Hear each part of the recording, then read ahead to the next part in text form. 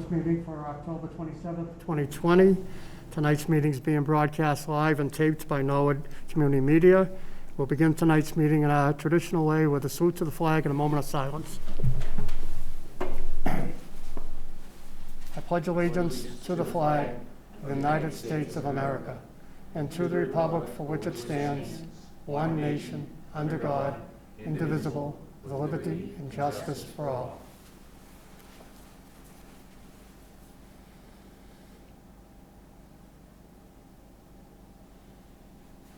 Thank you. Tonight's meeting is pretty busy. We're starting with interviews. 5 individuals have shown interest in serving on the Zoning Board of Appeals as associate members. We're thrilled to have so many people interested in serving. I think it's 3 positions that we have to fill. And the first gentleman tonight we're going to speak with is Ryan Gorman. Mr. Gorman, can you hear us?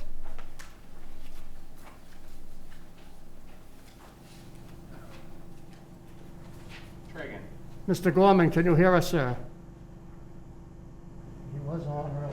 Yep, I can hear you. Good evening, sir. Good evening. How are you? Good. Welcome. We're going to Thank you. We're going to start with the basic question. If you tell us just a little bit about yourself and your interest in serving in the position of associate member on the Board of Appeals, please. Absolutely. So my name is Ryan Gorman. I moved to Norwood in 2016 from Dedham. I grew up in Dedham my whole life. I moved here with my wife. I now live in South Norwood on Sturdiment Ave with my 2-year-old son and my 2-month-old daughter. I worked for John Hancock as a business analyst, essentially doing software development for their life insurance department. And what interests me about this position is that ever since I moved to Norwood back in 2016, I've always found a tremendous sense of community within the town. It's something I didn't see anywhere else, but it's something that I've always wanted to be a part of and get involved with. So back in 2016, when I first moved here, I submitted my talent bank. It didn't work out at that time, but I think this is a better time for me to kind of get involved. I talked to Tom about the position. It's something that kind of spiked my interest again. And really, I'm just interested, like I said, what really interests me is the opportunity to get involved with this community, meet the town folks of Norwood, meet them personally, meet the members of the government, the board, and really just provide a service to this town at the same time. I love it here, like I said, and it's something that I've always wanted to get involved with. And this Zoning Board of Appeals opportunity is a position that I think I could learn. I'm not overly familiar with the process, but I was just reading before this meeting kind of the application process, kind of reading the bylaws a read through. So I think it's something I could learn. I could learn from the other members of the board, kind of by asking them questions, learning from them and learning from their experience. So it's something I'm definitely excited about, and it's something I'm interested in.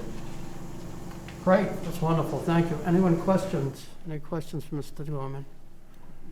Mr. Maloney. Ryan, thank you for joining us tonight. I see that you played rugby in college. Did you ever get a concussion?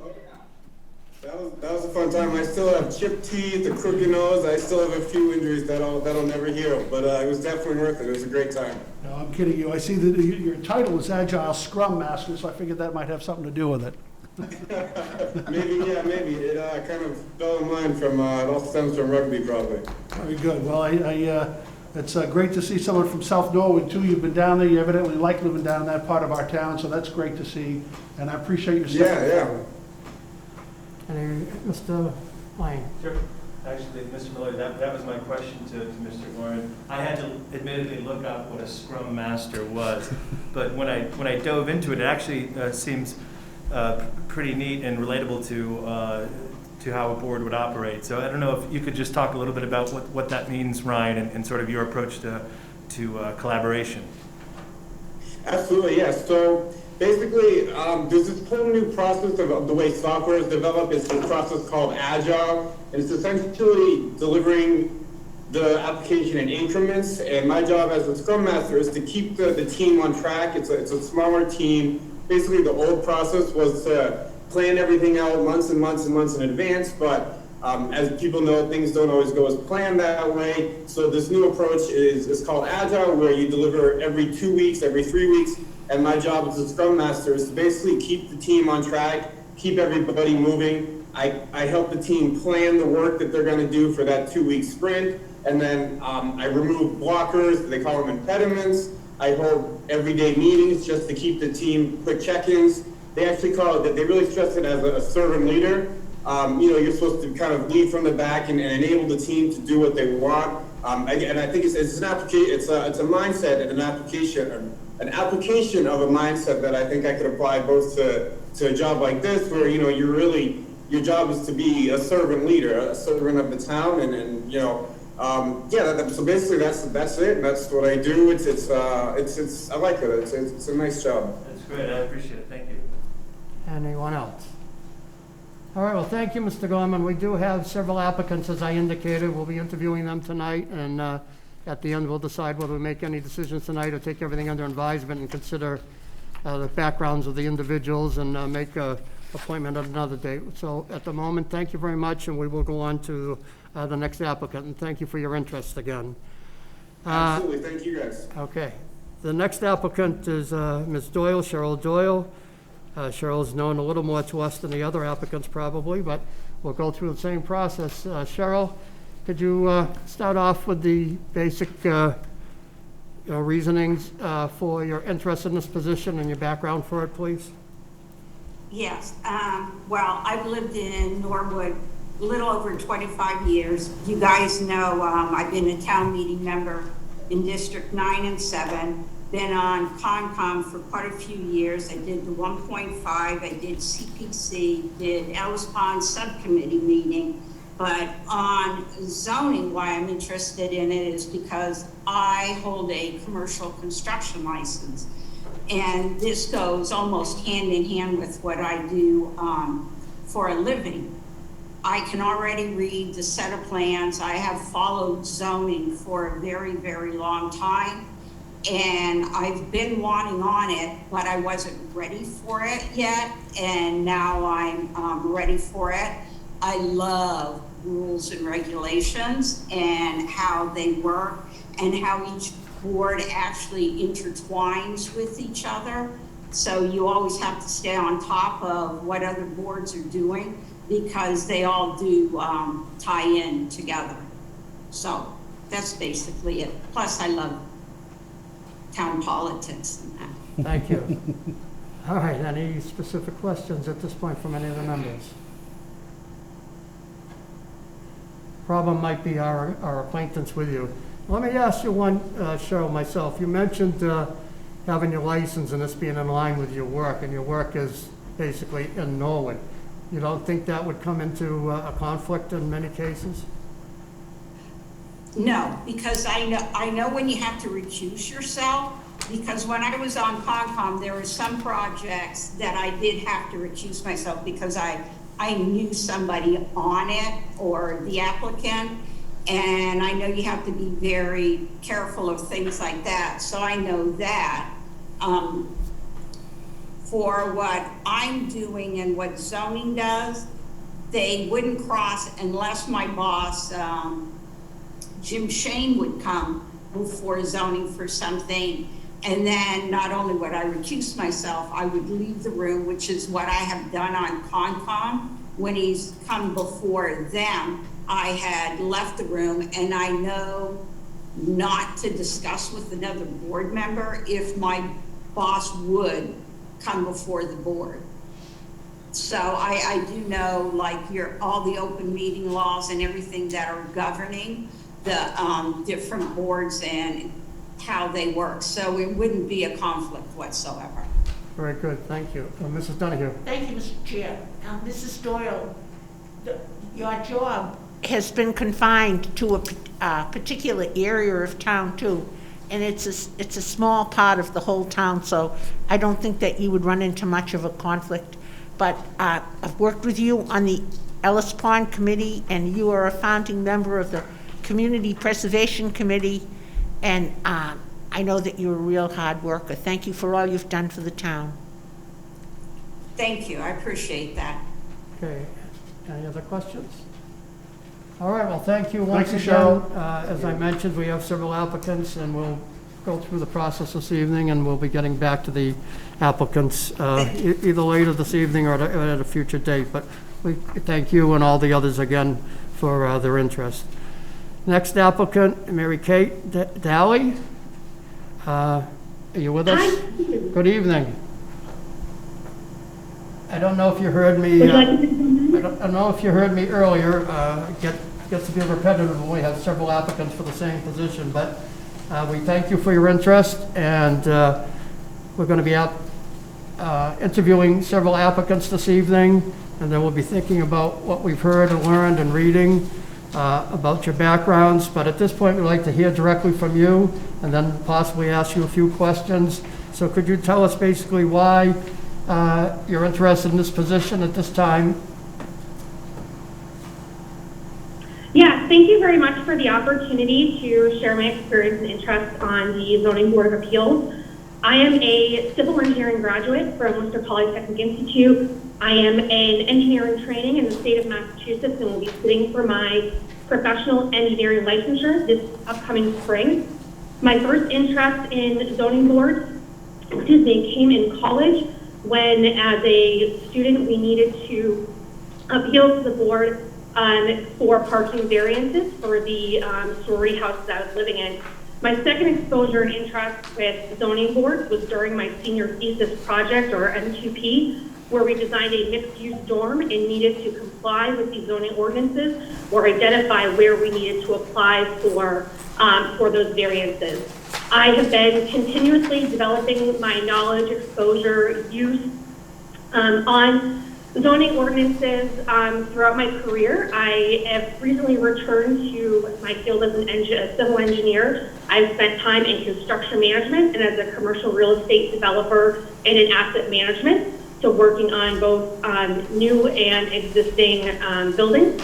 I also volunteer on the National Housing Board of my sorority, overseeing 100 different housing situations for chapters throughout the U.S.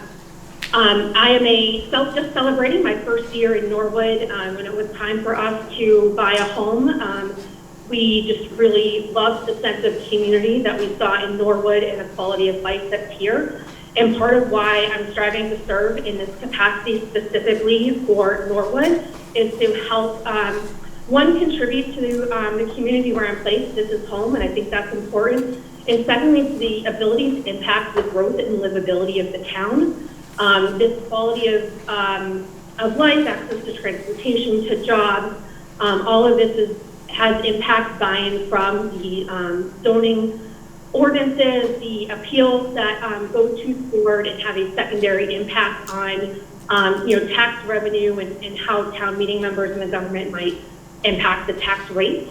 Additionally, part of why I'm interested in serving on the Zoning Board of Appeals instead of any other board or commission is because it's a uniquely collaborative by design. In addition to working with the staff, it's working with you, the Board of Selectmen, the Planning Board, in addition to citizens of the town.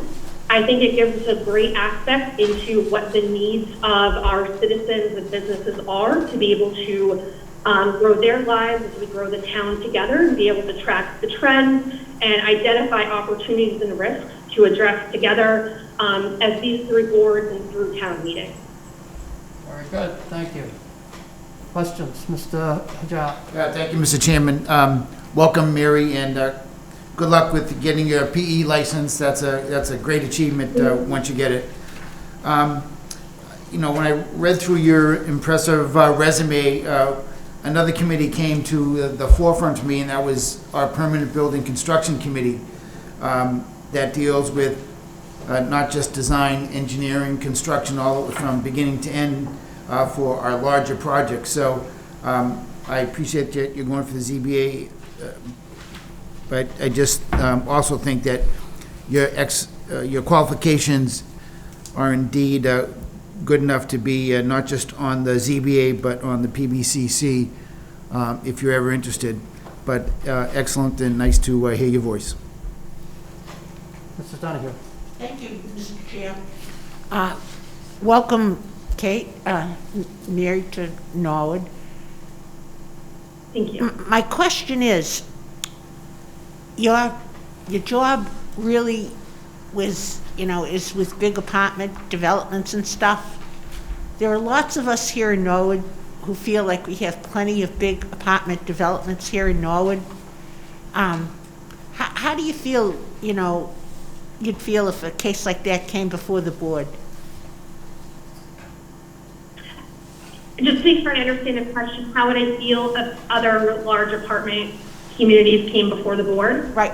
Do you have an opinion yet about, are there enough large apartments in Norwood now, or should there be more large apartments in Norwood now? How would you handle that? Sure. So the Massachusetts 40A and our zoning ordinances set requirements for us. So I think it would be a community effort. I think that would be led by the Planning Board, the Zoning Board of Appeals, and the Board of Selectmen to talk about the future vision for Norwood and where we want to go. Relative to the apartments, I think as the Zoning Board of Appeals, we would need to be, we have the regulations in front of us for what we need to go through.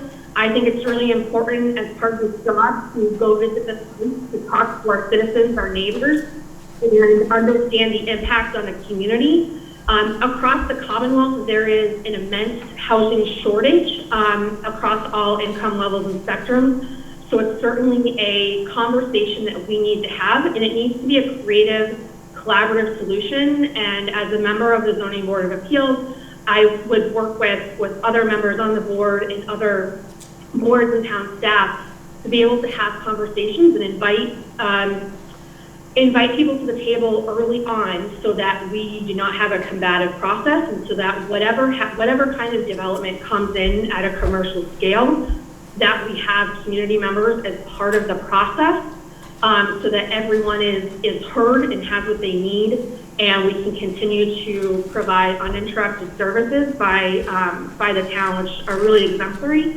and just look for that open conversation. That's a early enough. That's a very good answer. One more thing. How do you feel about the inability to have good public hearings with all of this COVID virus stuff? It's hard for the business, I'm sorry, what was the question? With all of the requirements of the complying with the regulations in regard to the COVID virus, would you agree that it's hard to have enough public hearings so that interested parties can speak at public meetings and interchange discussions about the proposals? Would you agree? There are some really creative ways, in addition to the go-to meetings and the Zoom meetings, to help make it more of a collaborative process. It's certainly with public health risks and knowing that there's a spread in indoor places, it's certainly a challenge. I think there are certainly some new developments happening across the Commonwealth in terms of doing walking tours where people are able to do submit their own videos or submit pictures if they aren't able to make a meeting online or a social distance meeting in person. So I think there's some creative and collaborative ways we can be more people. Thank you, Mr. Chairman. Thank you. Anyone? Ms. Mahoney? All set.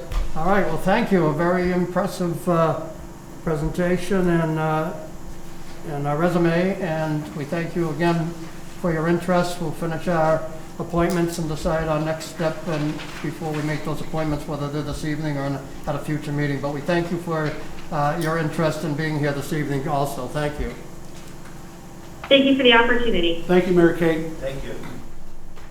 All right, next applicant, Andrew Parento. Did I say that anywhere near correct, Andrew? No, it's actually Parento. There we go. Thank you very much. Again, welcome and thank you for your interest. And could you give us a brief verbal explanation as to why you've chosen to apply for the zoning board and your reasons or your interest in the position? Certainly. And I originally became, interested. So I've been in Norwood now for going on my 4th year. and really boiled down to it, just wanted to, you know, perform my civic duty and kind of give back to the town in whatever volunteer way I could. And I mean, hearing from the past two women, I think, you know, my background and experience is, you know, more along the lines of the finance committee or something along those lines, something with almost an audit due diligence specification, but given the due diligence required for some of the zoning review, I thought my skills might transfer over to this group as well, or to this position as well. So again, yeah, that's all I really have. Willing to take any questions from the board. Thank you. Question, Mr. Maloney? Thank you, Mr. Chairman. Thank you, Mr. Parento. I see your experience, Andrew, is indeed in finance, but that's fine. I mean, you know, the current ZBA has an architect, it has a lawyer, it has one of the top real estate agents in the Commonwealth, and other ne'er-do-wells. So there's a catholicity of experience on that board, and you might augment it nicely. So it's more a question of being able to learn the rules, regulations, and understand the function of the Board of Appeals and being ready when called upon, really. But it would, you know, there's no inhibition there professionally. Thank you. Of course, and you know, along those lines, like part of my job is dealing with complicated fee agreements and other type of partnership and LLC and different type of corporate agreements. And so along those lines, yeah, I'm very comfortable with their review and things. So I think that would be one area that my background can certainly have a positive impact on. Thank you. Thank you, Mr. Chairman. Along the lines of what Mr. Maloney is saying, I think having a background where you're producing detailed reports and reviewing them could definitely be applicable. As you might know, you know, the zoning bylaw is almost 200 pages, so it's really dense, it's really thick, and I think that someone that has the training and the background to really be able to dig into a document like that could be very useful. So I appreciate you showing interest in the board. Thank you. Mr. Job? Thank you, Mr. Chairman. Welcome, Andrew, and good luck with any endeavor that you want to choose in Norwood. When I look at your resume, which is excellent, certified public accountant and all the things that you do for the small business development and loans and everything, I'm kind of wondering if you thought that maybe your skill set and experience would really relate to some of the other categories on our our bank, our talent bank form, such as the Economic Development Committee or Industrial Development Financing Authority. I'm not trying to discourage you from being on the ZBA. We'll take that up at the right time. I just didn't want you to think that we only have 3 positions to fill, and we have 5 individuals that have submitted their information on it, which is excellent. So stay with it no matter what happens. No, of course, and I think from talking to Tom a couple of times, that was my original interest, and I think I just kind of jumped at the opportunity to get on ZBA with the opening sooner. So like I said, I'm just here trying to help in whatever way I can, and whether that's now on the ZBA or in the future on something else, I'm comfortable with that as well. Thank you. Okay, well, thank you once again for your interest. We'll proceed with our next applicant. Thank you, Andrew. Yes. Thank you. Mr. Benjamin Boutel, again, correct me. Hi, it's Benjamin Boutel. Thank you. So we're thrilled with your interest, as we are with all the other applicants. But we'd like to hear from you directly. If you could tell us a little bit about yourself and why you've chosen to apply for this position at this time. Sure, thank you. First of all, I'd like to say I'm honored to be considered for this position. I have a bit of an eclectic background, as you can tell if you've looked at my resume. I am a SHRM certified HR professional. I also have a degree in political science at the master's level from a research university, and I actually focus on local politics in addition to political behavior in my research there. I'm currently working for a financial company that normally would involve a commute to downtown Boston, but like most people, I'm currently working from home. And in addition to do HR work there, I also do analytics. I believe on my form I essentially said any position where Norwood could use my skills and my interests, I'd be happy to serve. To sort of echo some of the other people who've spoken, my primary motivation here is simply to participate in the township. I've only lived in Norwood for half a year. I have to say I've really fallen in love with Norwood in this half year after moving around quite a bit, and have every intention of staying here as long as possible and starting to consider buying a house for next year. As far as zoning specifically, it was kind of funny to me that I was in a position. I think that zoning is amongst the most, possibly the most important function of local government. So to be able to support that in any capacity would be really exciting.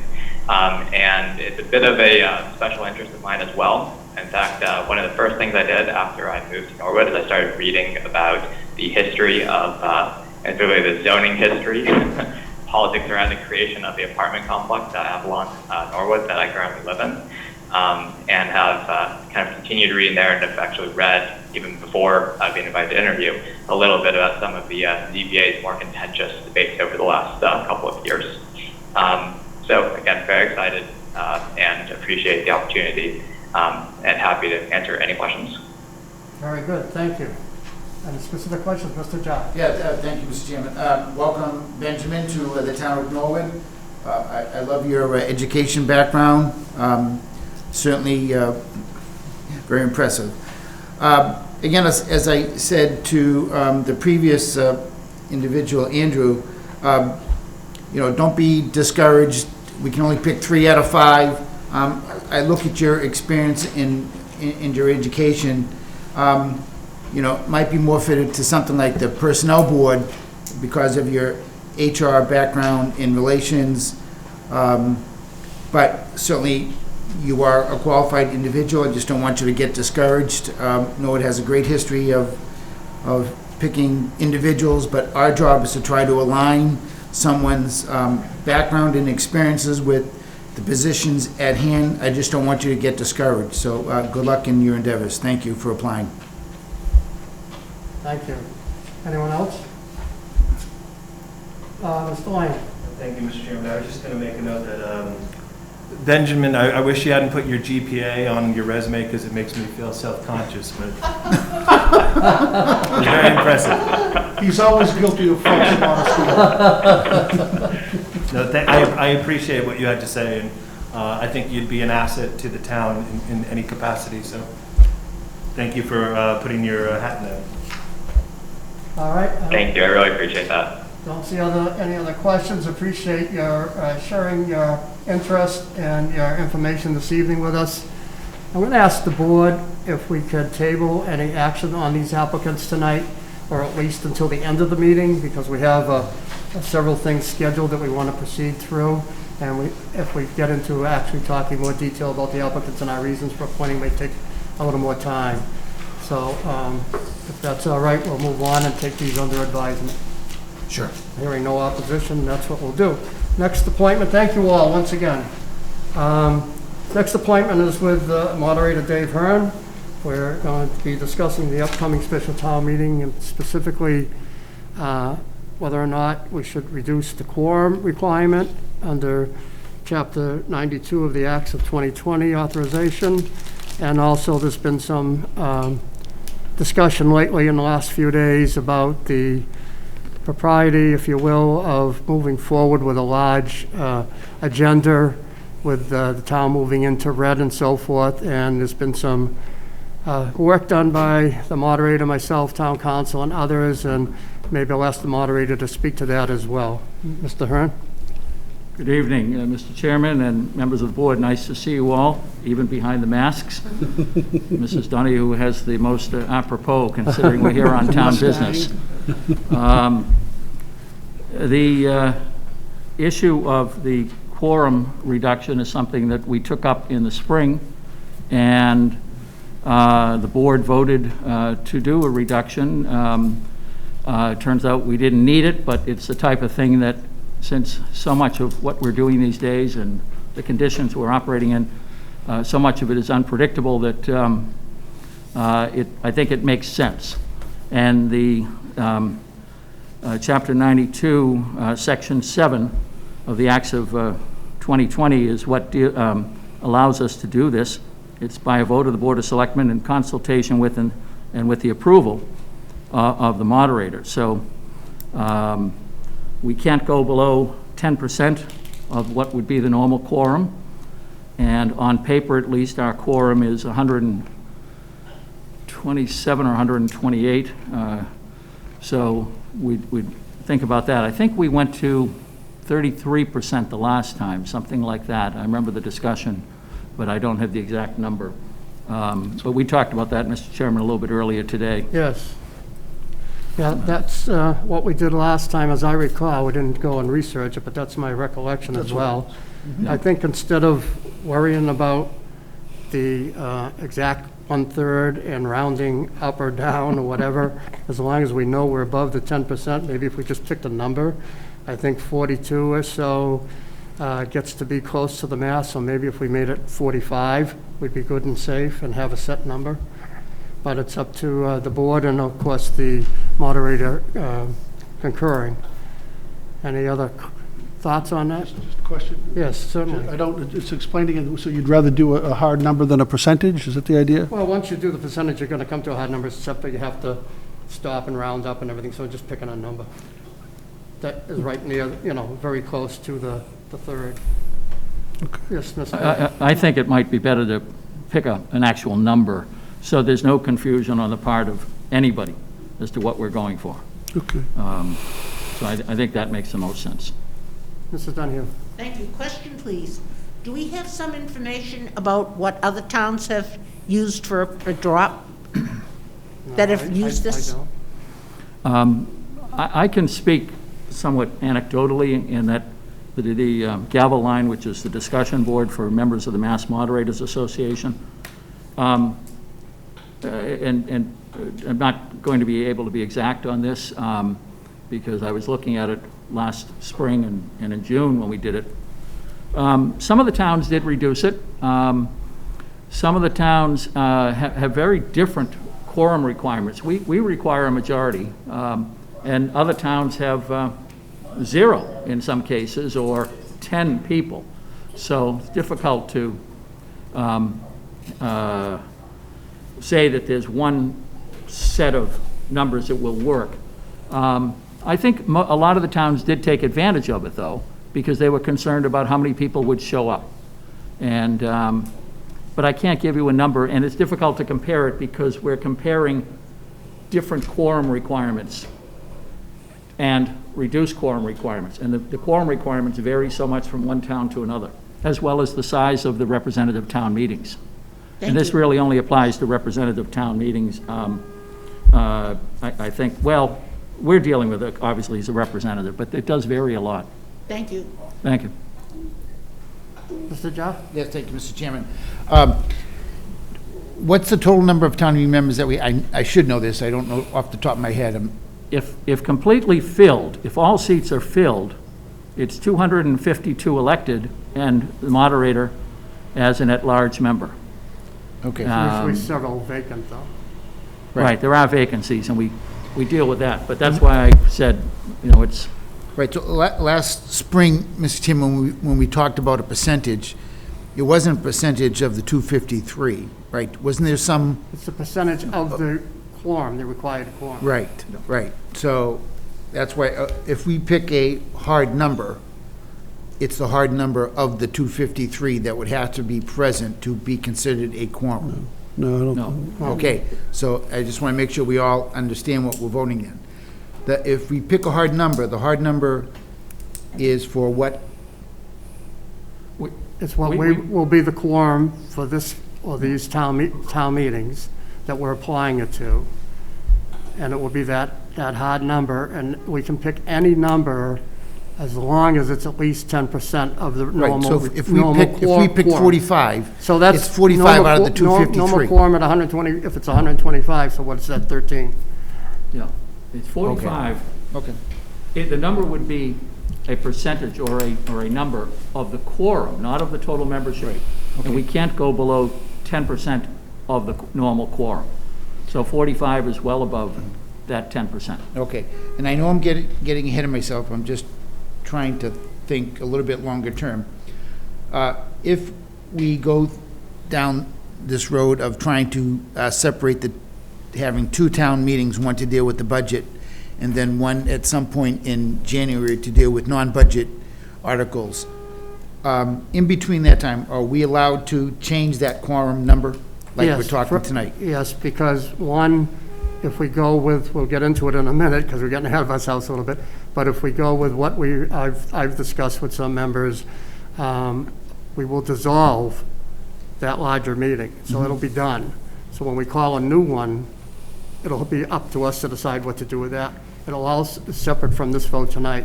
And it also will depend on when we call that, because at the moment, the authorization, as I understand, expires December 31st unless the governor extends it.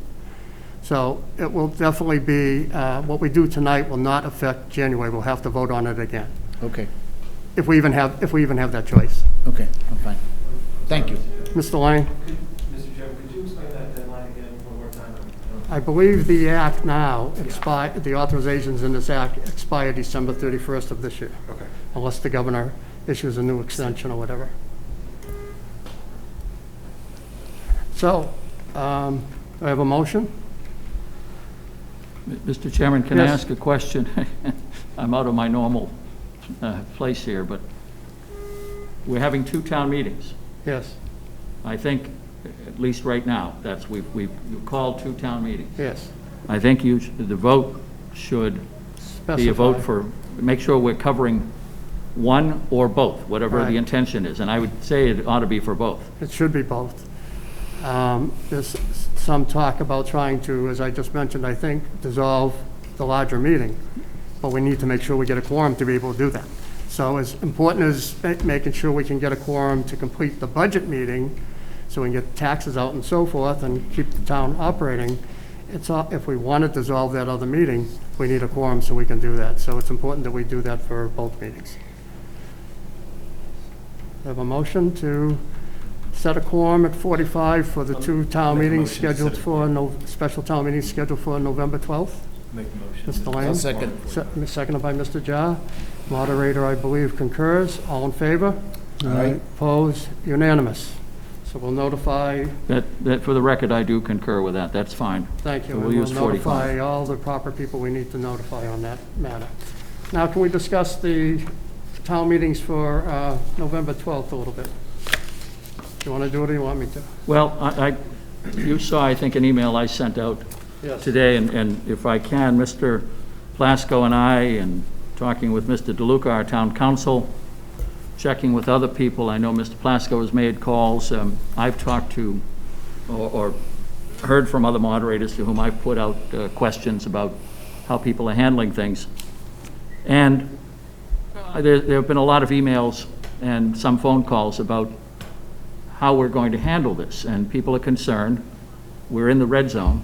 There's a lot of concern about health and safety in this pandemic. We had a very good experience in June. We worked very hard to get that meeting to be held in a way that was as reasonably safe as it could be. Back in June, I don't think we had the red, green, and yellow categories, but who knows where we were, but we were fortunate.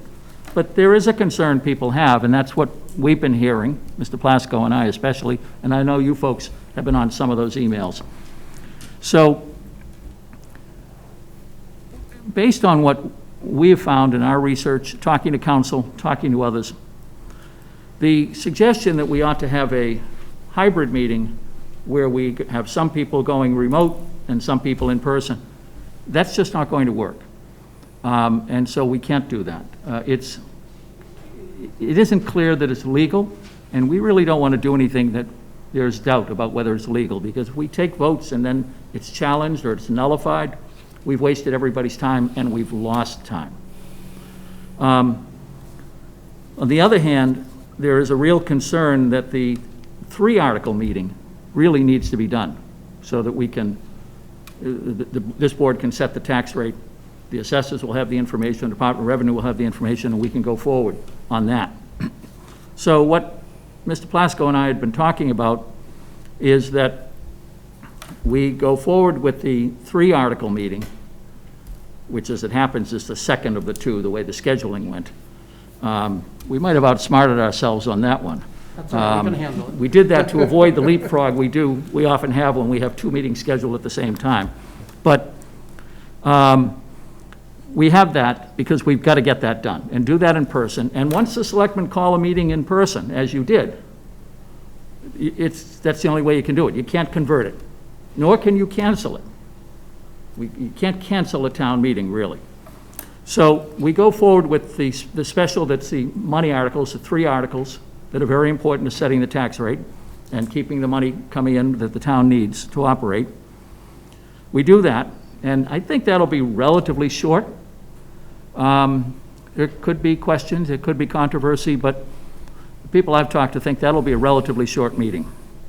Then we go to the other town meeting, which actually is called first, but we probably would have adjourned that to the close of the 3-article one and then go back to that. And the way to handle that is for somebody to move to dissolve that meeting. A motion for dissolution, taking no action on the matters before us, would essentially, legally, cancel that meeting if the body voted for it. And if that happens, and we'd be doing it with an understanding that the selectmen would call a town meeting that would be, could be scheduled as a virtual or remote town meeting. Now, the way the statute reads, under Section 8, you can have a remote town meeting if the moderator determines it's not possible to safely assemble the town meeting members and interested members of the public in a common location while complying with all of the orders and directives concerning public assemblies.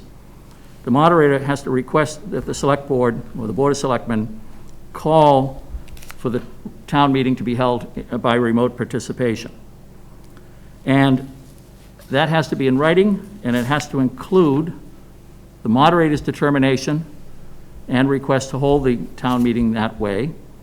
Has to include a statement as to what platform we're going to use for the remote meeting, in terms of video or telephone conferencing platform.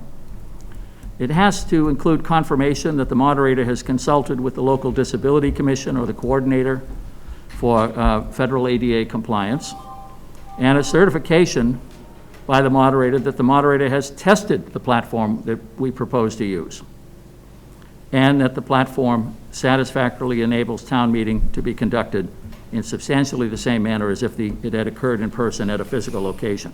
So all that's got to be done, and it's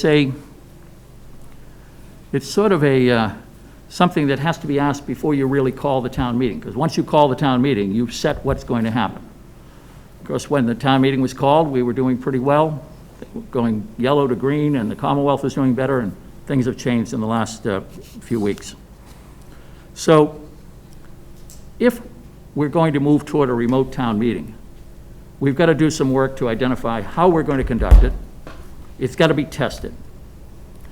Then the selectmen can call a remote town meeting if the selectmen feel that's appropriate. Then I will tell you, based on what other moderators have done and reported, there's an awful lot of training that goes on. So it's not like we can identify something and have the meeting a week or two later. There's got to be training for everybody so that the members can participate and speak and vote and do what town meeting members do, but doing it remotely. So that takes a bit of time. And we're going to be running into Christmas time and holidays and everything.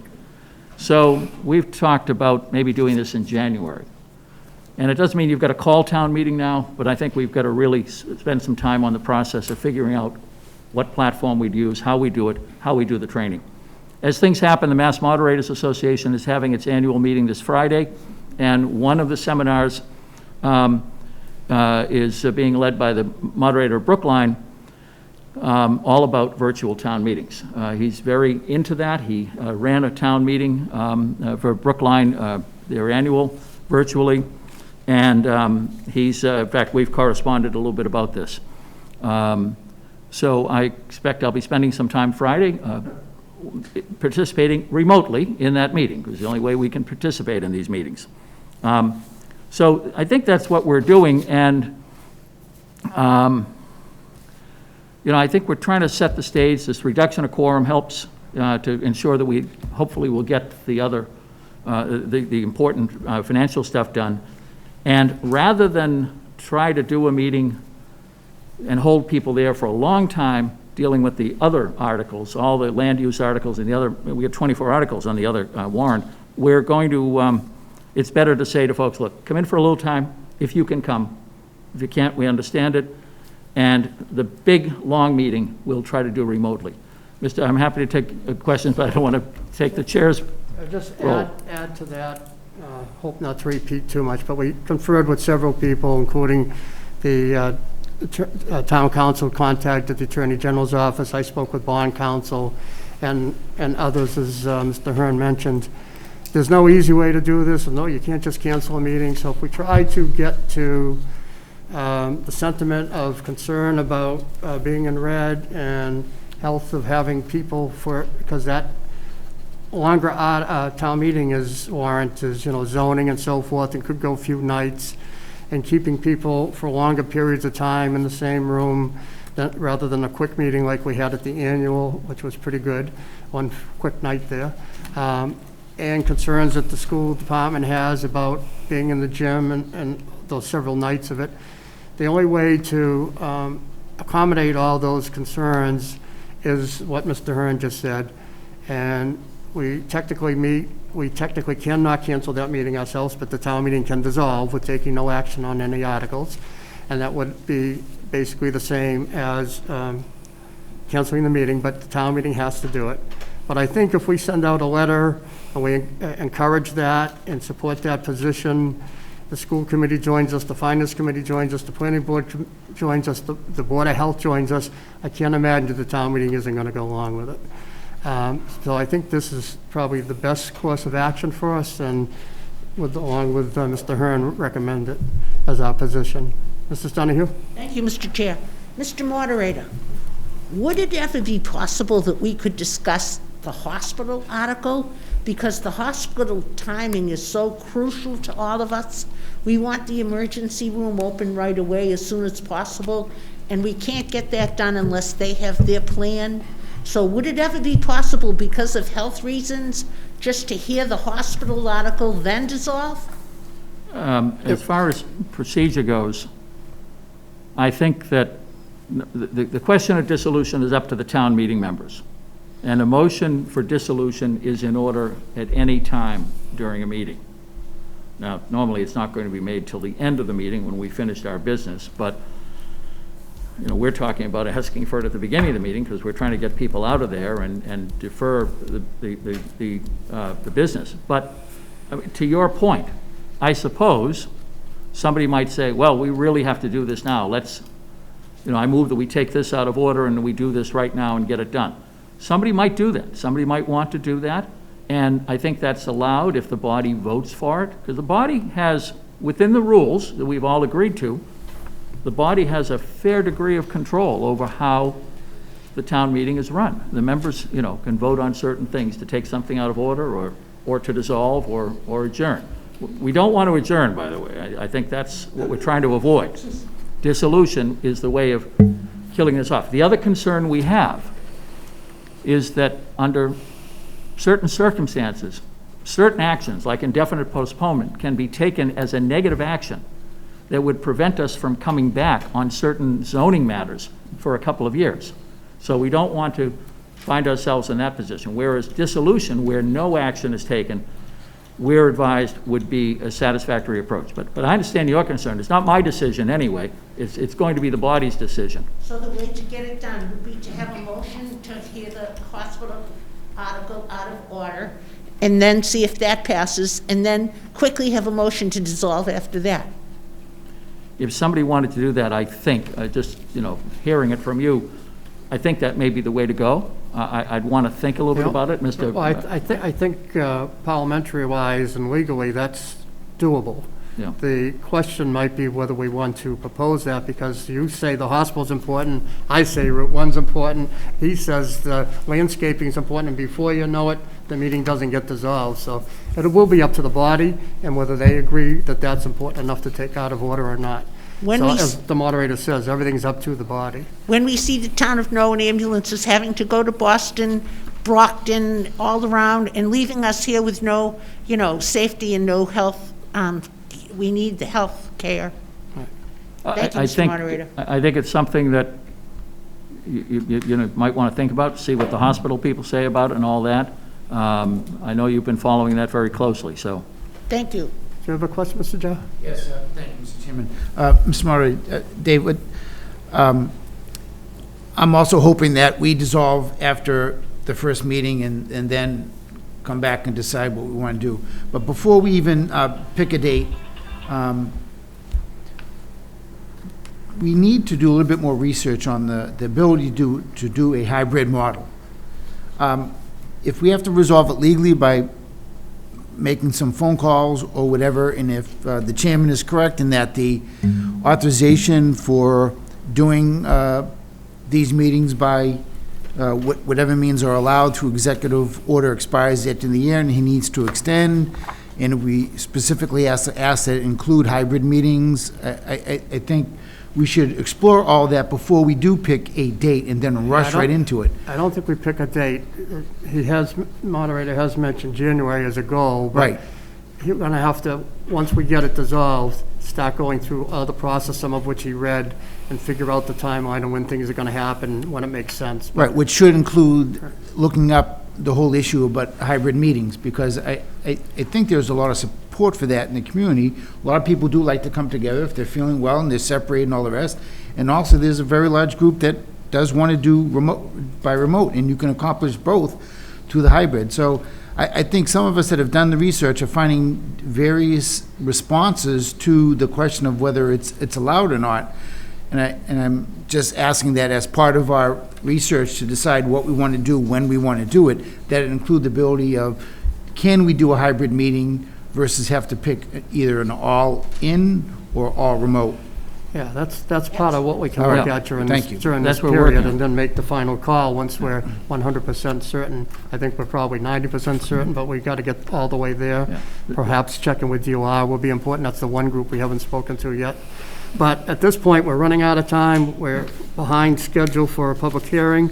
So may I be bold enough to request a motion to support the idea of moving for a dissolving of the second town meeting when we get there, and to have the chairman work with the moderator and any other appropriate parties to draft a letter and information to town meeting members what this is all about and why we're proposing it. So moved. Second, all in favor? Aye. Opposed? Unanimous. Thank you very much. Thank you, Ms. Thank you. Moderator. Thank you all. Nice to see you. Thanks, David. Take All care. right, my apologies for being late on the public hearing. It has to do with Let's Eat Norwood LLC, doing business at Sky Restaurant Bar. Mrs. Mulvihill, would you read the public hearing, please? The Board of Selectmen voted to conduct a show cause hearing under Chapter 138 of the Massachusetts General Laws to consider whether your license to sell all alcoholic beverages should be suspended, limited, or revoked for failure to provide the public with the services contemplated by the license as required under Mass General Laws, Chapter 138, Section 12 and 77. The hearing will be held virtually on Tuesday, October 27th at 7:30 p.m. William J. Plasko, Chairman, Board of Selectmen. Thank you. Mr. Cochran, is that you there, sir? It is. Good evening. Thank you. Good evening. And let me please Thank you for. Let me apologize in advance, because I don't have a great connection here, so. No, you're actually coming through, clear on this end, so if you can hear us, we'll get through it. Great. So we know there's things going on down there at Sky, but we're not exactly sure how it affects us and your license that we're responsible for, so could you please inform us of what's going on and what kind of time frame you might be looking at? Sure. So actually, before I do that, if I could just take a quick second, I just want to thank this board, as well as all the other boards in town. For the past 18 years, the town has been absolutely wonderful to me, and as well as the community and the town of Norwood, all the citizens have been great supporters of Sky and me, and I just want to thank everybody in this forum for that. It's when we closed in mid-March because of COVID, it was, a shock to us as well as was to everybody. And we just felt like we didn't get an opportunity to thank everybody. So thank you, and really appreciate everything that you folks have done for me over the last 18 years. So that said, in August, we closed the restaurant in mid-March because of COVID, and we had the opportunity to sell the property in mid-August. So we did that, really what the status right now is, I've just been spending a lot of time kind of closing Sky down, as well as I own another restaurant in Franklin, getting that going, and it's just been all-consuming. So I really haven't had much time to think about and consider the other options, as I move forward. What do I do with the license here and going forward? And so really, I want the opportunity to have some time, because as we know, the situation out there is very unstable. We don't know what's going to happen. And whatever we do will take a major investment. So it's really, now is not the time to be really considering what the next step there will be.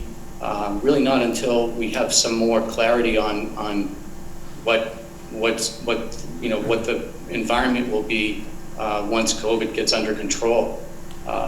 So that's.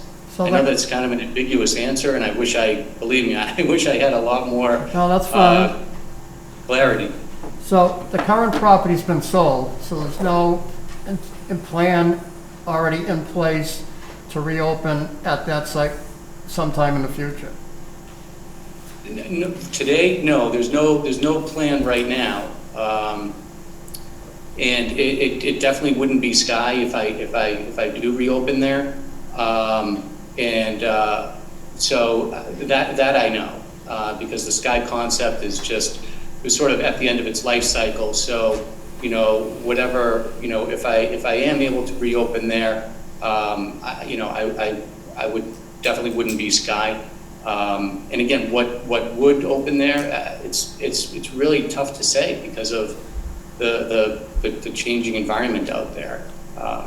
So again, I want the opportunity, or I'm asking for the opportunity to be able to consider a lot of different options, with that license and what happens with it. All right, so without a specific deadline, typically what we do not only is our own policy, but our own policy based on the ABCC regulations and previous court decisions, is allow 6 months, and if that's what the body decides to do, as a continuance, and whether we give any other time beyond that is considered depending on what facts are in play at the time, but you usually don't go more than that 6 months. But any other questions or comments, Mrs. Donahue? Thank you. I move that we give Sky 6 months. Well, let me see, I saw another hand, so before I even entertain that.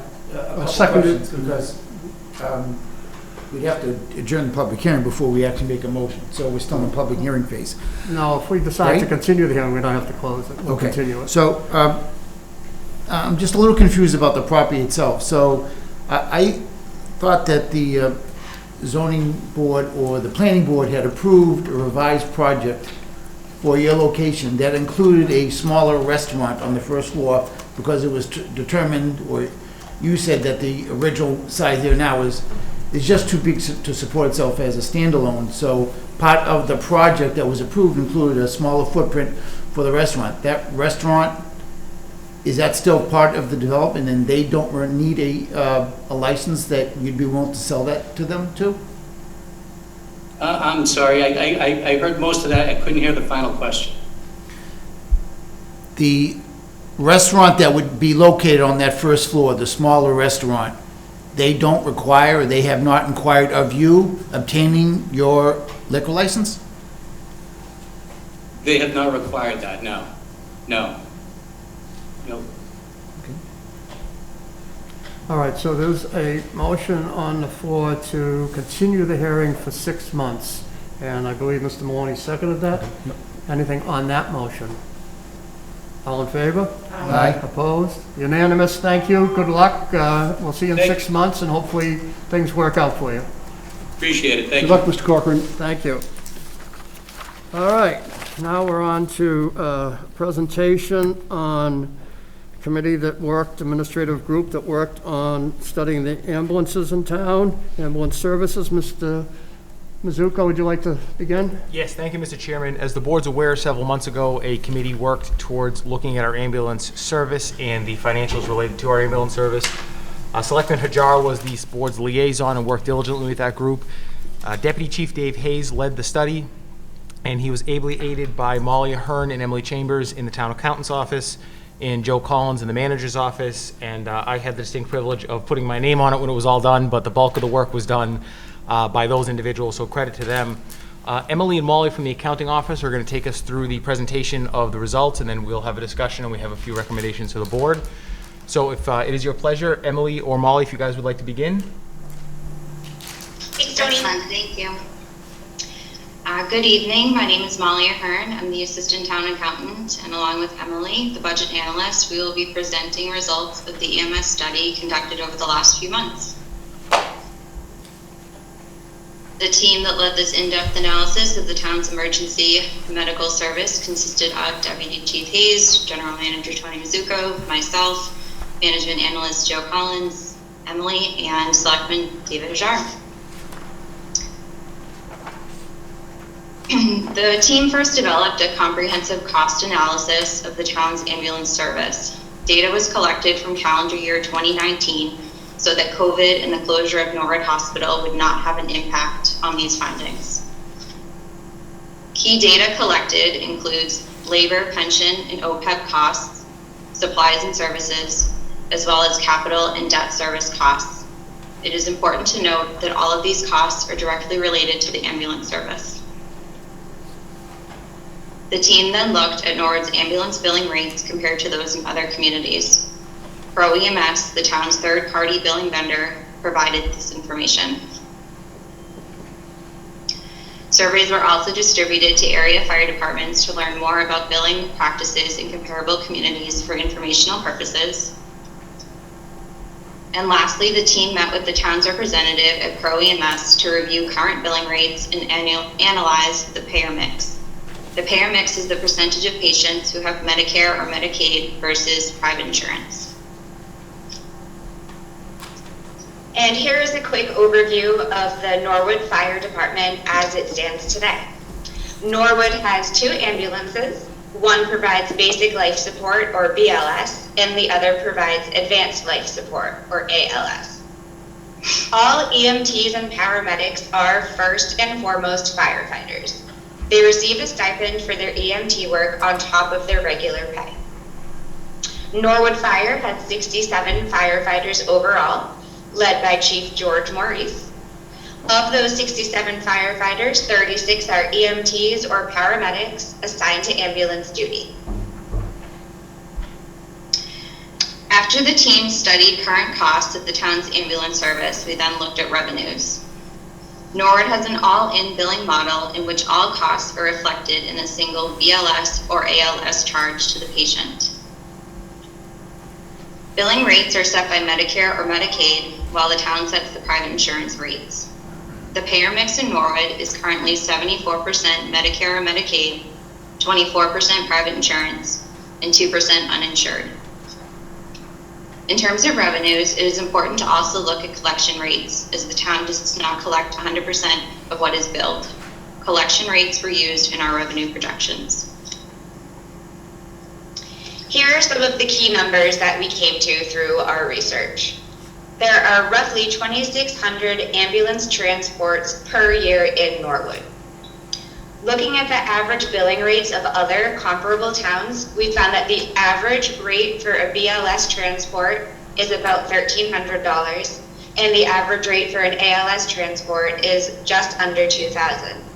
Looking at the rates that Norwood charges, you'll see that they are drastically lower. Our average BLS rate is $1,200, and our average ALS rate is just about $1,400. The results of this study show that the town's rates are too low and that the ambulance service has been operating at a loss. Based on these findings, rates should be increased and reviewed annually.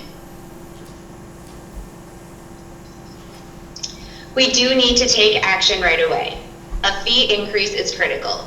We can reverse the losses of the past 5 years, but it will take time, roughly 7 years. The good news is that the proposed rate change will stop our losses right away, and the increased revenue will benefit the town of Norwood as a whole and not just the fire department. Roughly $275,000 of revenue was lost in 2019. The proposed rate increase that was suggested by Pro EMS is $464,000 annually. At that rate, it will take roughly 7 years to reverse our losses. Our recommendations are as follows. First, to adjust the rates now according to the recommendations of Pro EMS. This will stop our revenue losses right away. Next, we need to review the rates and the payer mix every single year. This will allow us to make adjustments to make sure that we are not losing revenues. If we review at less frequent intervals, the losses could accumulate. Third, we should operate a second ALS ambulance.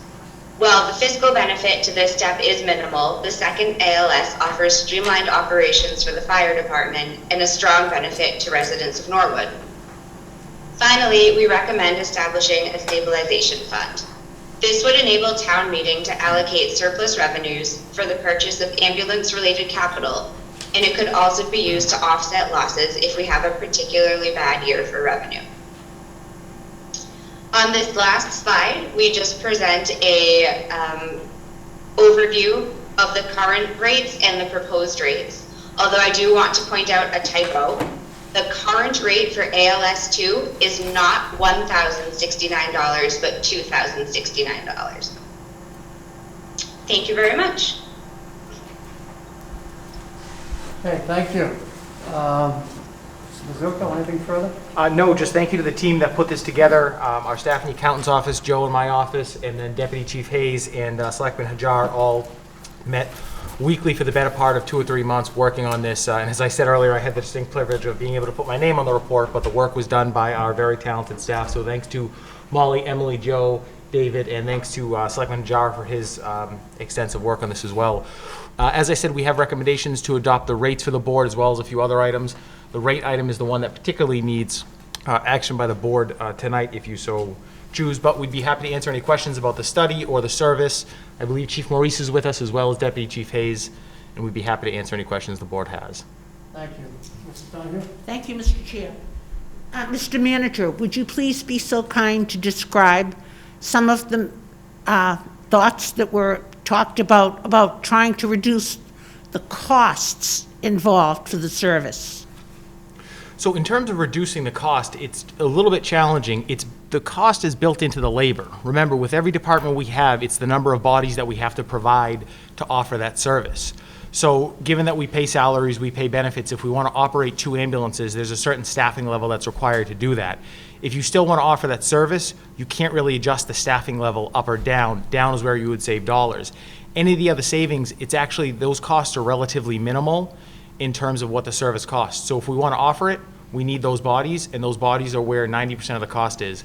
The capital comes along with offering the ambulances. We either have ambulances to offer the service or we don't.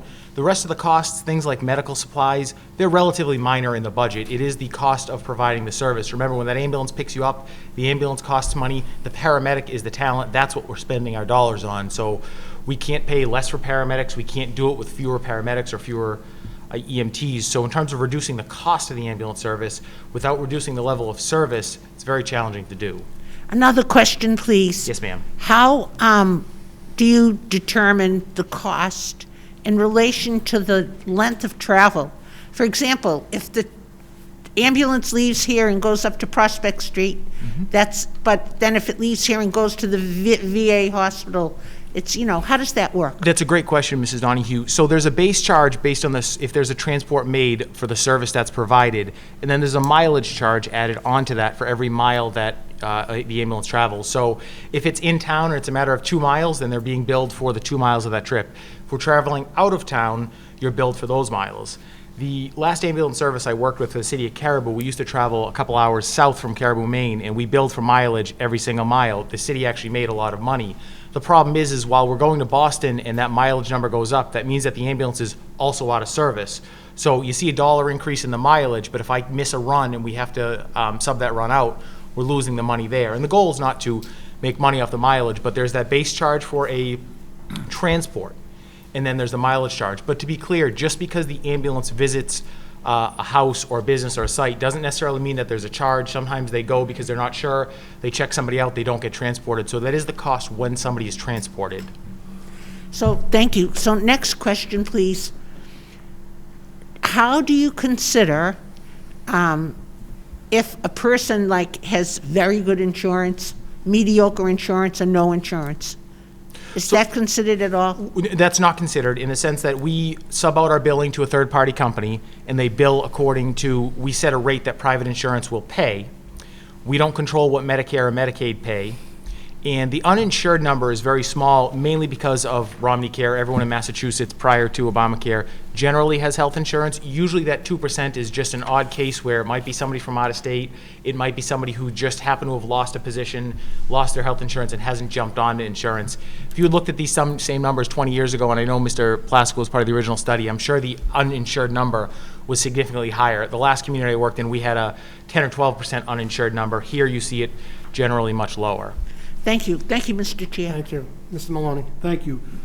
Thanks for the report, Molly and Emily. Good presentation. Joe, Chief, Selectman Hajar, and everybody involved. Couple of things here. First, Chief Maurice, question for you. I remember we talked about this a few years ago. We purchase a new ambulance about how often? Is it every 5 years or every 7 years, something like that? That's correct. Our ambulances are on a 5-year rotation.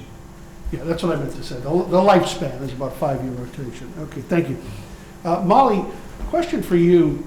I noticed in you were one of you, either you or Emily, I'm not sure, talked about the pay or shift between Medicare and private, and it's 74 Medicare, 24 private, and 2 uninsured. In footnote 4, you say Medicare is anticipated to increase as a percentage of the payer mix due to an aging population. No matter what we do here tonight or in the future, do we get to a point where it just doesn't make any sense? There's no way you can increase your fees enough to compensate. Medicare compensates us at roughly a third, right? Is that what I get that? Correct. About a third of the private. Do you have any feel for where that break point might be? In terms of the percentage of the payer mix, is it 90% Medicare? Is it 80? So Molly, if you'd like, I can take that, and then if you can add in if you'd like. It's we're at a good sweet spot with the number of runs that we have, and again, absent COVID, absent the hospital, and our payer mix. If that payer mix does continue to get to a point where it's 80, 85, or 90, it's tough to determine where that mix is because your run numbers also factor into that as well.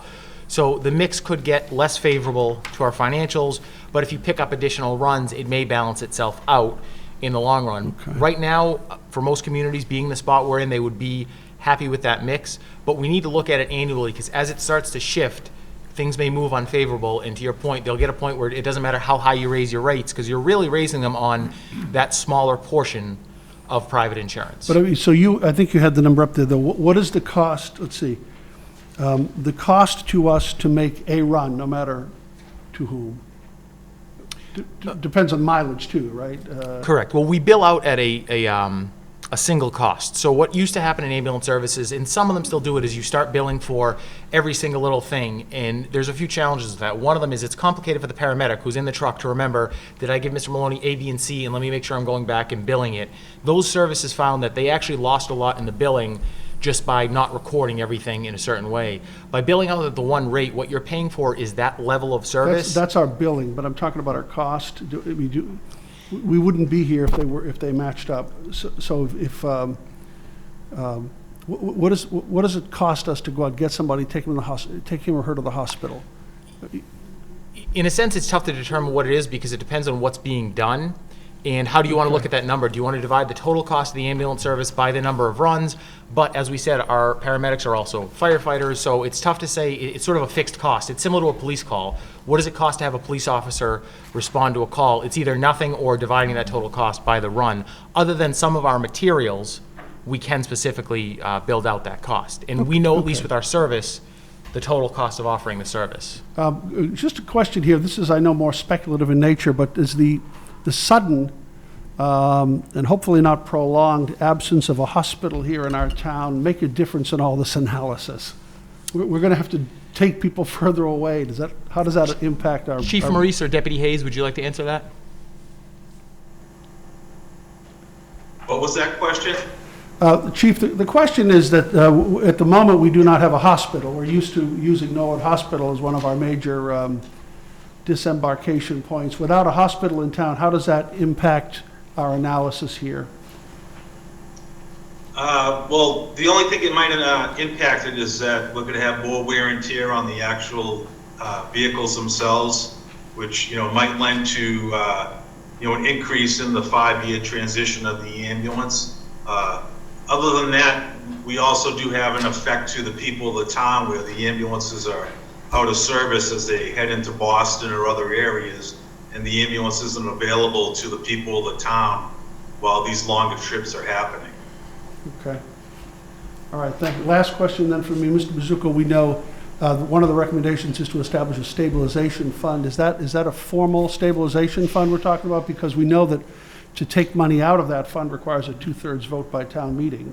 It does. So the recommendation would be to establish a special purpose stabilization fund for years where the ambulance service collects more than our budgeted amount. That would then be used in future years to offset any loss where we don't collect our budgeted amount, to make sure that the budget is balanced and it doesn't otherwise eat at our free cash. If there were to be enough money accumulated there, you could pay for an ambulance out of it down the road, but we just want to make sure that we're hedging our bets to balance our budget, because every year that we don't come in at that budgeted amount, that takes away from free cash, that takes away from our financial flexibility. So putting any money, and we haven't in 6 years collected more than we've budgeted, we may ultimately never, because even if we raise rates, your numbers could change, but the idea is, hey, if we had a year where we went up, put that money aside to cover the years where we go low. Otherwise, we are pulling that money from somewhere else in our financials. Okay.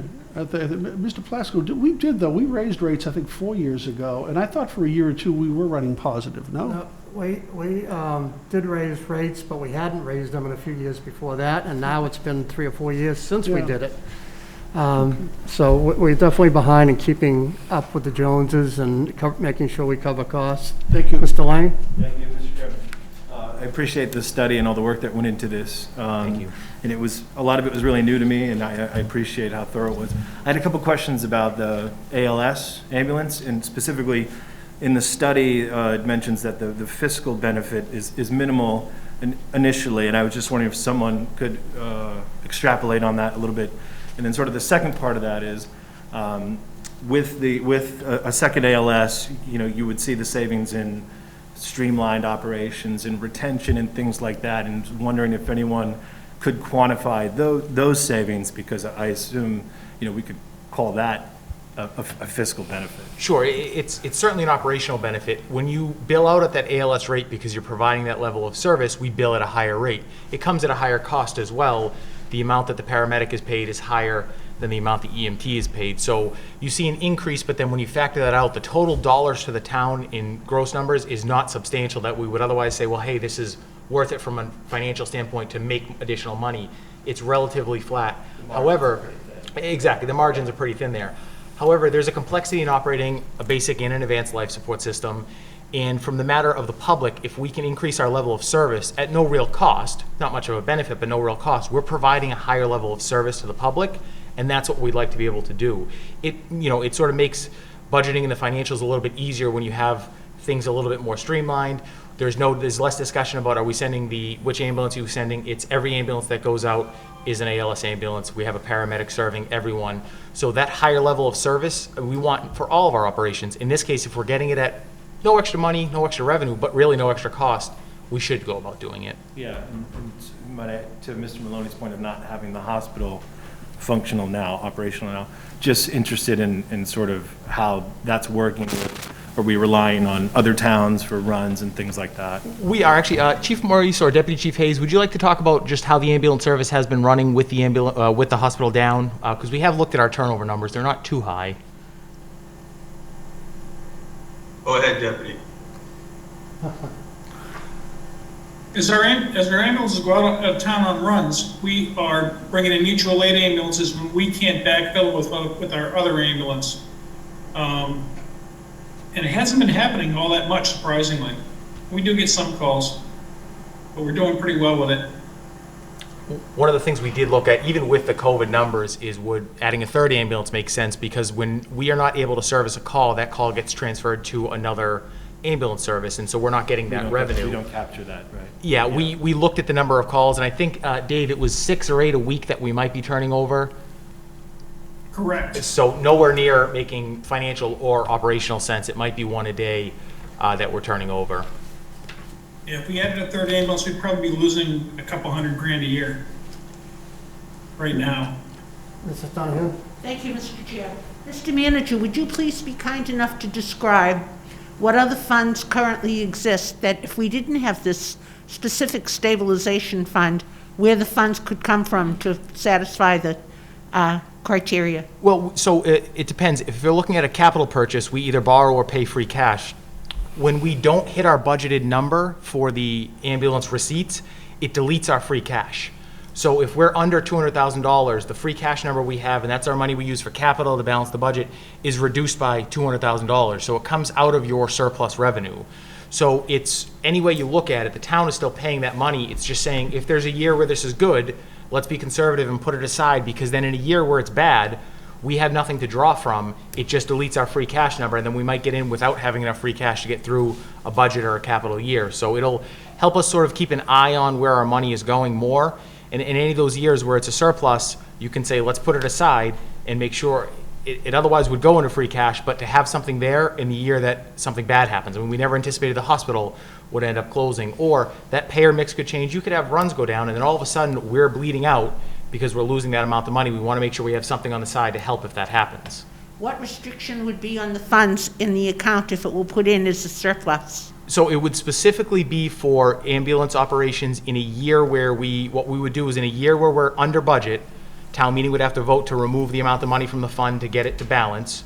Or if we've accumulated enough for a capital purchase, town meeting would have to say, okay, you know what, we've had a couple of good years, now let's pay cash for an ambulance instead of borrowing for an ambulance. That's it. It would be specifically at the discretion of town meeting, because it is a stabilization fund and a stabilization fund only, to offset years where there's a loss in the ambulance service, or if it accumulates enough, there would be, you make a capital purchase specific to the ambulance department.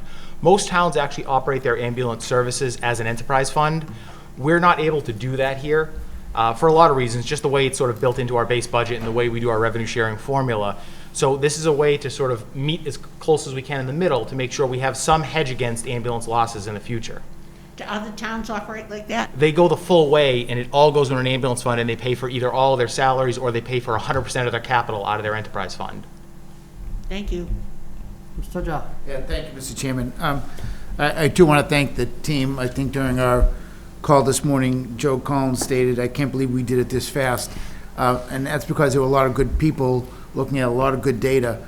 I think we're probably the only town that really got into the level of cost expenditures in running the ambulances than other towns. When Joe or Dave went out to other towns, it was a hodgepodge of numbers that were not as clear as we were able to do in Norwood, so that's a good thing.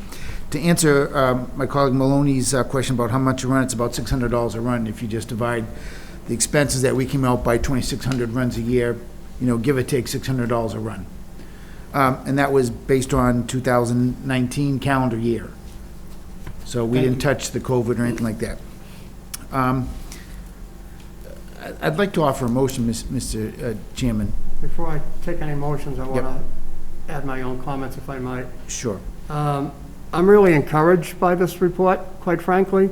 When we did the, even though it says we lost last year $275,000, when we did the study originally, whether we should go from BLS and add an ALS ambulance, we tried to target that it would be self-supporting as much as possible. We counted on putting $50,000 a year aside for when ambulances have to be replaced. But when we don't collect all the money we estimated we're going to collect, then obviously we don't have that $50,000. But basically, at that time, and maybe Mr. Hayes might remember, I didn't go and look up my past studies, but from memory, when we chose to go to ALS, we were basically, on our BLS, it was basically costing us about $275,000. And to add the ALS was going to cost us about $250,000. So altogether, we were going to be losing $550,000 a year to have the ALS and BLS ambulances run. And as a community, we found that that was satisfactory loss, if you will, to provide that service for the community with our own people and having control and so forth, that we thought, even though it was a negative number, it was a good number. We also predicted that if we kept up the charges, the rates, and did certain things, that we might be able to indeed break even instead of being down $550,000, and possibly in the future actually be ahead so that we could put some money aside. That was all of the predictions and hopes. This shows we've missed it, but we've missed it because we haven't kept up with the rates and so forth. And if we had, those original predictions would have been quite good, and we'd be in a very good place. And this is really a small cost to provide an excellent service to the community. So I'm very encouraged by it, the way I look at things. I think this is very, very encouraging. And there's ways we can take these recommendations and eliminate almost entirely or entirely what losses we are suffering. So I think it's very, very, very encouraging. A question, if I might, before I go back to Mr. Jarr and his motion. You've got some recommendations up there, but there's more recommendations in the written report. Why, like you didn't discuss a lift fee and so forth that's in this report? Sure, I can go into that now if you'd like. We need to still develop a number for that. When the ambulance department responds to a request to help somebody up, so let's say somebody's fallen in their home, and it does happen in Norwood and many other communities, there's not a charge. Unless there's a transport, there's not a charge. It's always been a courtesy that's been provided by the department, which is the norm in most departments, something that we offer to our restaurants. Sorry, our residents. We would recommend the board adopt a lift fee when we respond to a nursing home. And the reason is that what the private facilities, so their commercial facilities, are doing is they're sometimes calling the fire department for a lift assist at a facility when they're actually supposed to be providing that level of care to the patient. And it's switching the liability for workers' comp onto us. And it's not what we're supposed to do. We provide a service to residents, we provide a transport service, but the team felt that for the private facilities which are supposed to be providing that level of care to their residents, that we certainly respond to every call, but if it's just for a lift assist, there really needs to be a charge there because they're choosing to use our service as a business rather than offering that level of service to their residents. How often that happens? I'm sorry. What's that? How often does that happen? Deputy Hayes, could you speak to that? Broke up on the question, but my understanding was, how often do we do that? Yes. To the nursing homes. For the nursing homes, probably 3 or 4 times a week at least. Thank you. And again, not for residents, just for facilities where our belief is they should be providing that level of care to their residents. Right. Correct. Nursing homes, private ambulance services call us because they didn't send enough people or capable enough people to move people back into their houses. They're Norwood residents, so we go out and take care of them, but they're getting paid. So therefore, the town should get paid. Yep. Thank you. Very good. Yes. Mr. Hajar? Yes. So I think the key is that we do have to do this annually. Now that we've set up how we can find out these expenses, it would be much quicker to do that, but, because it does deal with what Mr. Maloney said earlier, the change to Medicaid. If that goes up sky high, it's going to really change the numbers. But for now, I'd like to move that we adopt recommendation number 1, 2, and 4 in this presentation, and include number 5 in the written one, which is the private assistance, and table number 3 for further evaluation and discussion, because I think there are some other issues we need to talk about at this point. And since it's not a big number issue. I'm sorry. So, right, number 1, 2, and 4. 2 is consolidated in that. Okay. Right. From the report. 5 in the written report, and table 3 for now. So I'll second the motion, and on the motion. Right ahead this morning. So the suggestion to defer number 3 now is because it's a heavier lift in terms of conversation and planning, and whereas the other 1, 2, and 4 can be fairly easily enacted. Yeah. Absolutely. Okay. Yeah. Fine. Mr. Lane? Yeah, I'll go along with deferring. I just want to note that, in reading this study and in learning more about the benefits of an ALS, I think it's a really important issue. So if we can, it makes us more nimble, it seems like, as a department and as a town. So just whatever we can do to speed up that process, I would be in favor of. Thank you. Mrs. Dunhill? Question, please. You talked about the fee for the nursing homes, and then at the end, there was something about private ambulance companies. Are they included in the fee also? No, what Deputy Hayes was speaking to is sometimes a private ambulance company doesn't respond to a nursing home call, or they don't have the manpower necessary or the people power necessary to complete the call, so they're calling us. But at that point, it's not an emergency medical service. It's private companies making private deals and saying, well, we can't do something, the fire department needs to do it. That's not what we're there to do. These are private businesses that charge money and make rates, and we're not there to offset their operations. We're there to provide emergency services. So I still have seen the case where a private ambulance company doesn't have adequate people on the ambulance to get the person where they're supposed to be. So then the fire department has to come. So would that ambulance company have to pay a fee also? If they're requesting our service, yes, because that patient is paying that ambulance company for that service. Right, that's what I thought. That's right. That's the example Deputy Hayes gave. Right, so that company shouldn't be able to make money off their patient and then make the town run their business. To be clear, though, we will always respond to residents in need. So if there is never a question of, are we going to bill you, are you supposed to or not, we will always respond to any question in need. This is just after the fact, what happens to get billed. Right. I agree. Thank you. I'm sorry, I just want to, does your motion, David, we're not doing the lift fee? No, that's number 5. I include number 5 in the written report, yes. Very good. Thank you. All right, seeing no other discussion, all in favor? Aye. Opposed? Unanimous, and thank everyone for the report and information. Thank you. And we'll keep working on it. Thank you. Thank you, Mr. Chairman, and thank you to my team for all the work that you did. Thank you. All right. Thank you. Now we'll move on. As I said, busy evening. Tonight, we have a report that was presented to us, put together by Mr. Hajar regarding open lot storage parking.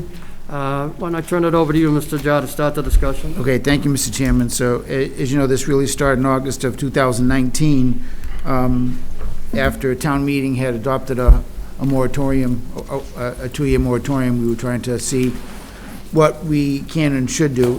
And at that time, after we voted to look into this, the group sort of split into two, where the zoning issues itself were being handled by the planning board and the consultant that they hired, and you've seen all their information.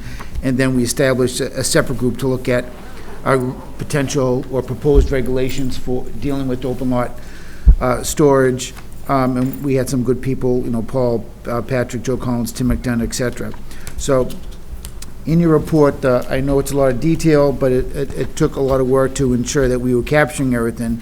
And what I guess changed over the past few months, after a discussion with the chairman and Dave DeLuca and Mr. Mizuko, was the idea was we need to protect ourselves from basically writing regulations that deal with just one entity in town, and that would have been the dealerships, and that we need to ensure that we're covering different types of storage of any type of vehicle. So what you have in here is regulations that deal with lots of over 10, and we define what those type of vehicles could be, whether they're motorcycles, trucks and vans, cars, whatever. So the regulations have been reviewed ad nauseum by Attorney DeLuca and the team. So we have those in front of you, as well as an application that we would use that I have reviewed with Christina to ensure that we've covered all the issues regarding applications in general. And then we have the violation notice that we would have the fire chief be responsible for, because under the law that we adopted, Chapter 148, Section 56 puts that requirement onto the chief or his representative. And, David suggested that we give them a warning first and then implement the fee, and it's X amount of dollars a day to do it. So you have the recommendations in front of you, and we have a proposed storage parking licensing fee for the different types of classification types. And, the recommendation is to prove it per space, not per event, and go from there. The licenses would be issued by every April 30th, which is similar to other licenses that are done in town. That's what Christina wanted, and that's what the law states too, unless we designate some other time period. But this isn't meant to hurt businesses at all. I know people can do, some might jump on and say, well, it's their lot, what are we doing? But I'll just give the example of, I don't want to use the word fair, because that could be interpreted many different ways. I think this is a balanced approach.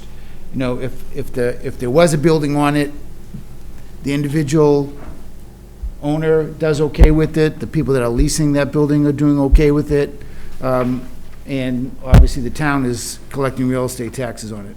The way these storage lots are being done is, without lifting a finger, these property owners, rightfully so, have said, I'm not doing anything, you take all the expenses and you do it, and he's collecting all his rent, and then the individual users have really probably well over $1 million worth of assets, but because they're not physical assets in the traditional sense, we can't tax them. So the one who doesn't get anything out of the deal is the town of Norwood. So I think that's a more balanced approach. I'm certainly not suggesting that we adopt a fee that's going to break anybody's bank, but as a balanced approach, I would support a smaller fee somewhere. Others can suggest their own too. I think I said between $20 and $40 a space going forward. So I think everyone has had the report for some time now in updated sheets, and won't answer any questions or hear the discussion, which I appreciate. Very good. Any questions, comments? Well, I'll just jump in. I actually had the chance to tear it apart before you saw it, so I've already had a lot of my input. I think it's a necessary evil, if you will. We presented to town meeting adoption of this section of the law, and therefore it's appropriate that we do the right things to implement it. And that's referring to having the rules, the regulations, having the definitions, having applications so people can apply. The one thing that becomes a real local decision, in my view, is fees. whether we charge fees or not, and if so, what they are. The rest of it, I think we need. I think Mr. Jar's done a good job of putting it all together. So I think myself, the discussion comes down to that. I thank him for the work. Like I say, it covers pretty much everything, I believe, at this point. Mr. Maloney? What is, just a question, Mr. Chairman, what's the purpose? We went to town meeting and we asked... No, I understand, I went to town meeting too, and I voted, but what is the purpose of enacting this regulatory scheme? What is our purpose? What do we want? Well, in adopting that legislation, it requires anyone who's operating a parking lot of storage to be approved by the fire chief and to have an application process and everything to organize that, to know that they've applied, that they've been licensed. It requires the selectmen to be the licensing authority. So we're just implementing the requirements of that law. And like I say, that addresses the law that we asked town meeting to pass. And the one thing that the law allows but doesn't necessarily require is a fee. So that's the part for discussion. Is the fee... In my view. Yeah, so you're envisioning a fee which covers the cost of sending the firefighters down there to do the inspection? Well, first I would think, I'm not sure, I forget that point, Mr. Hajar. No. When they apply, there should be a fee, in my view, just for the application to be processed through our office and the fire chief to review the plans and approve it and recommend to us that it's appropriate. And then there would be a charge, if we so choose, for likely a per vehicle or a per space, as Mr. Giles mentioned, on an annual basis.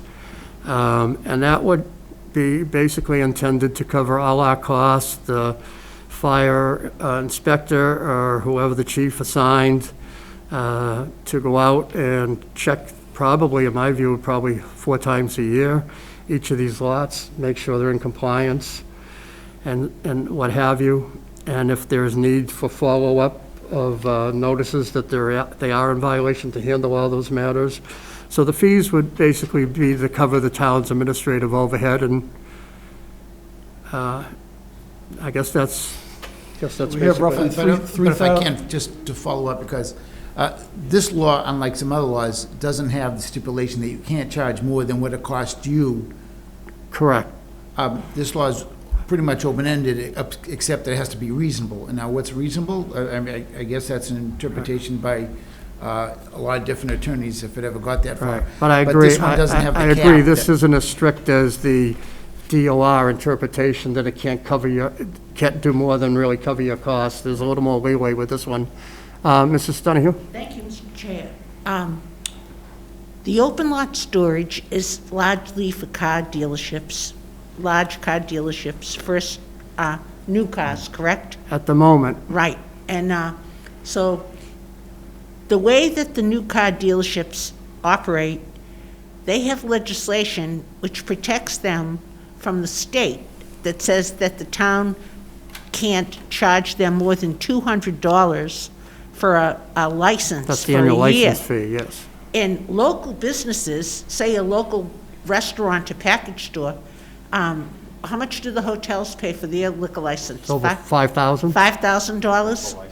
And a little package store or a restaurant pays thousands of dollars. So we're talking here about cost of ambulance services, and we're talking here about all these different costs that the local people have to incur. So I think that this this document of regulations is a wonderful start for us here in Norwood. And I don't think we should go high, but I definitely think that we should impose a fee. Mr. Lane? Thank you, Mr. Chairman. Mr. Hajar, I was wondering if you could just talk a little bit about some of the other municipalities that might be doing this? Sure. So we did a survey of 83 other towns on the eastern side of Massachusetts, basically inside the 495 belt.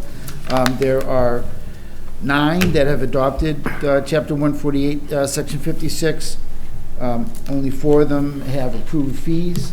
The others that don't have this under their radar screen about the fees. Most towns were even unaware that this law existed. All the, the 69 that didn't adopt 140 didn't even realize until we brought to their attention about the fees. So I would get these towns, email back about they it. So, adopted it but didn't implement yeah, the fee. that's right. So some charge $50 a lot. Some Walpole charges $7 a vehicle. That's basically for Foxborough Stadium, but they get a decent amount. Brookline has one where they, I'm sorry, pull it up. Mr. Jar, what do you think the benefit would be for a town adopting this but not charging a fee, in your opinion? Regulation purposes? Yeah,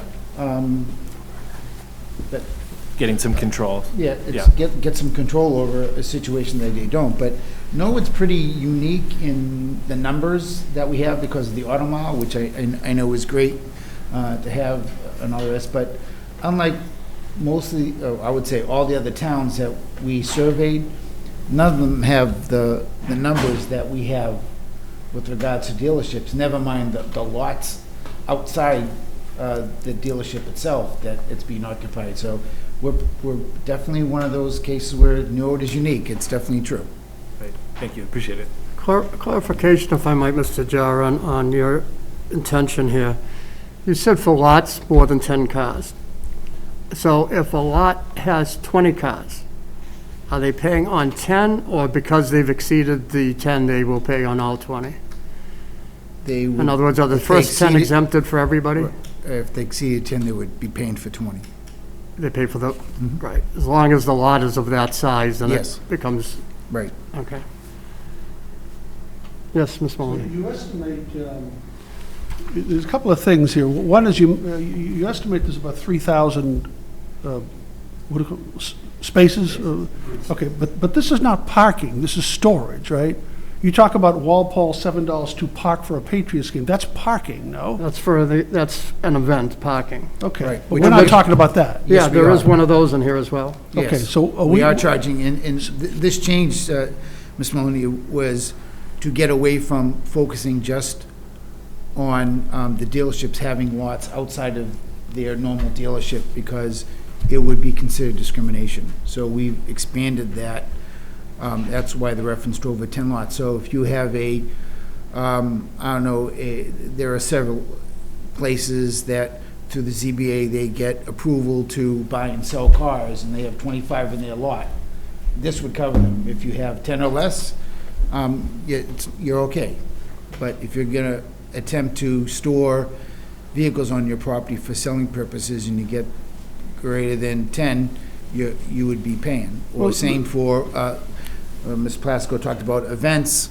If you want to lease out your property to allow someone to park 200 cars for an event that's happening a half a mile away, then yes, that you're gonna pay an event parking fee. I guess it's just a couple of things. I know I'm opposed to it, but a couple of things. First of all, we're charging, like, say, $20 for each of these 3,000 spaces. That's $60,000. So Mr. Plasko says that the purpose is to cover administrative costs because we're obliged to do so for having adopted the bylaw. But somebody, I think you, David, said something about getting our share of the deal. So is $60,000 sufficient? Is that? No. Covering your administrative costs is a minimum thing. But as Mr. Hajar also said, in this law, you can go further than that. Understood, but that's my concern. Why would we go further than that? Than the administrative cost stuff I can understand. I can see that point. If we have to, same thing when you have a smoke detector in your house. You got to pay the fire department to come down and do the smoke detector test before you sell your house. Okay, this is different because it's an annual thing. As long as you have the lot, you have so many spaces. But I'm saying so if you're saying the administrative cost is $60,000, which would seem a lot to me, and I don't think you need to inspect car lots 4 times a year. Once a year would probably be sufficient. Are they lined up? Are they too close together? Are they leaking oil? But I don't see where you'd get $60,000 worth of expenses, but maybe you would. Well, I'll part a little bit from the chairman. I'm not saying administrative costs. The law allows us to expand more than that because this law's language differs than from other laws that deal with what cities and towns can charge for certain fees. This is a little bit more open-ended. The only word in there that restricts it is called reasonable. That's why I chose the word earlier, a balance. I don't think it's a good balance to have nothing that allows corporations or individuals to park or store vehicles, and the town is not getting anything out of it because only the developer and the user is making out for the ability to have over $1 million worth of assets on a lot. Excuse me, how is that different from storing refrigerators, though? I mean, it's like the town should get a piece of any, look, a lot of these folks, I assume, are parking on their own property. It's like owning a warehouse. I'm not making any money, I'm storing my inventory there, no?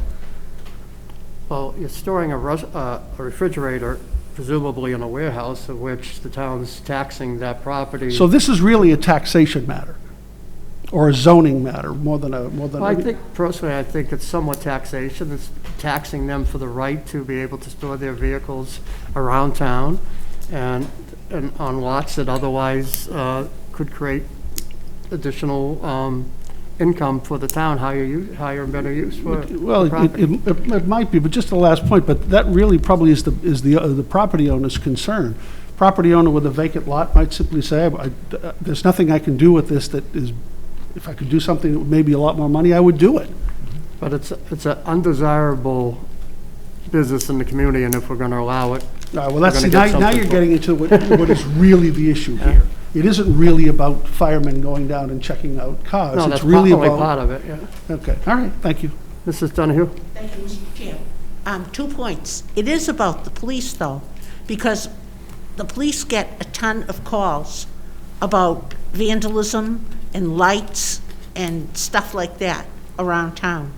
So it's not maybe fires, but there's definitely a lot of police patrol that has to go into more taking care of these car lots. That's one thing. Thank you. I think, personally, zeroing in on further in the discussion to maybe some numbers, we've had one resident that's pushed this issue that we should be charging, in particular referencing car dealers, but that we should be charging $100 a space.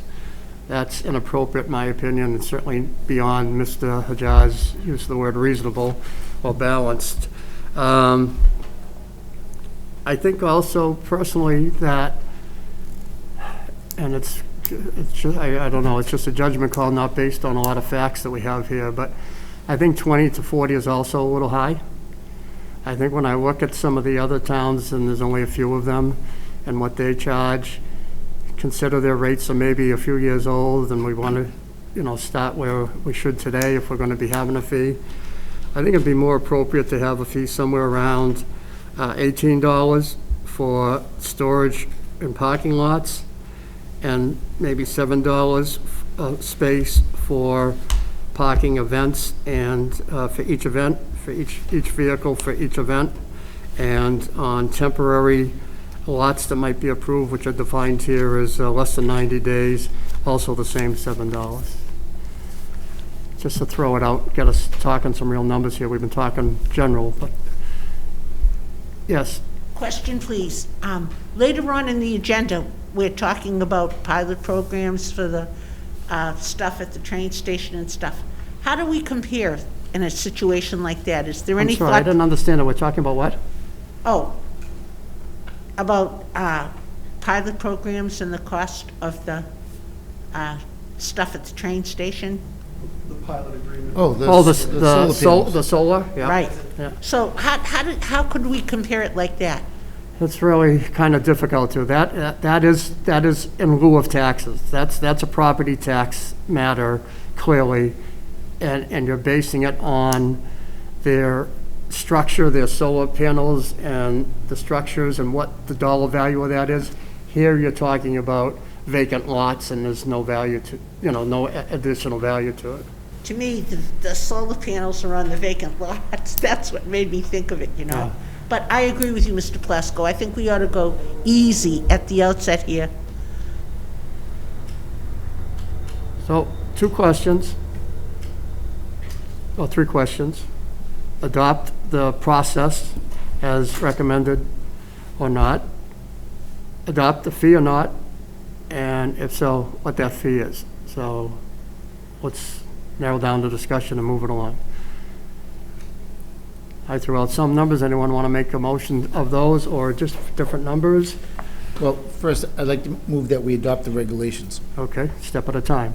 Second. Is there a second? All in favor? Aye. Opposed? Unanimous. I'm sorry, 4-1, Mr. Maloney opposed. Do you want to take the fees one at a time, or do you want to do it as a group?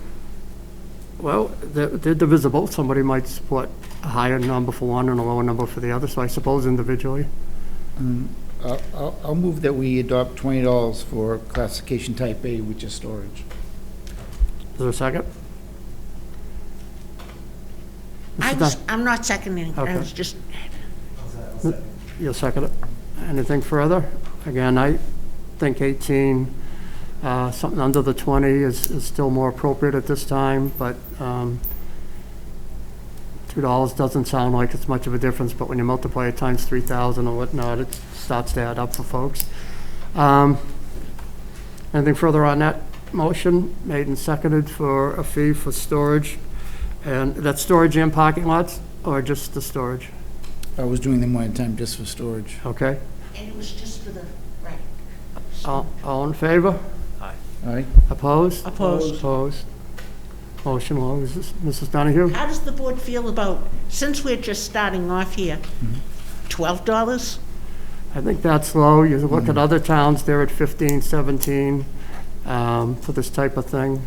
And if we, you know, every town's different, but if you try to look for some kind of guidance, that's all we have to go by. Okay, then how does the board feel about 16? I like 18.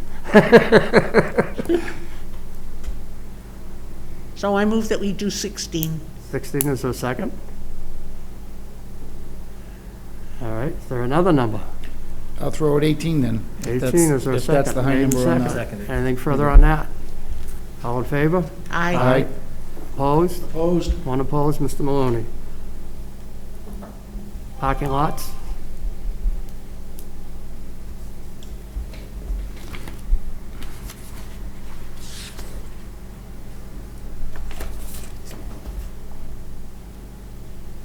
So we describe, Mr. Chairman, parking lots as sites or lots used, whether in whole or a portion thereof, for the purpose of allowing parking not associated for the main purpose of the approved licensed businesses or site by right.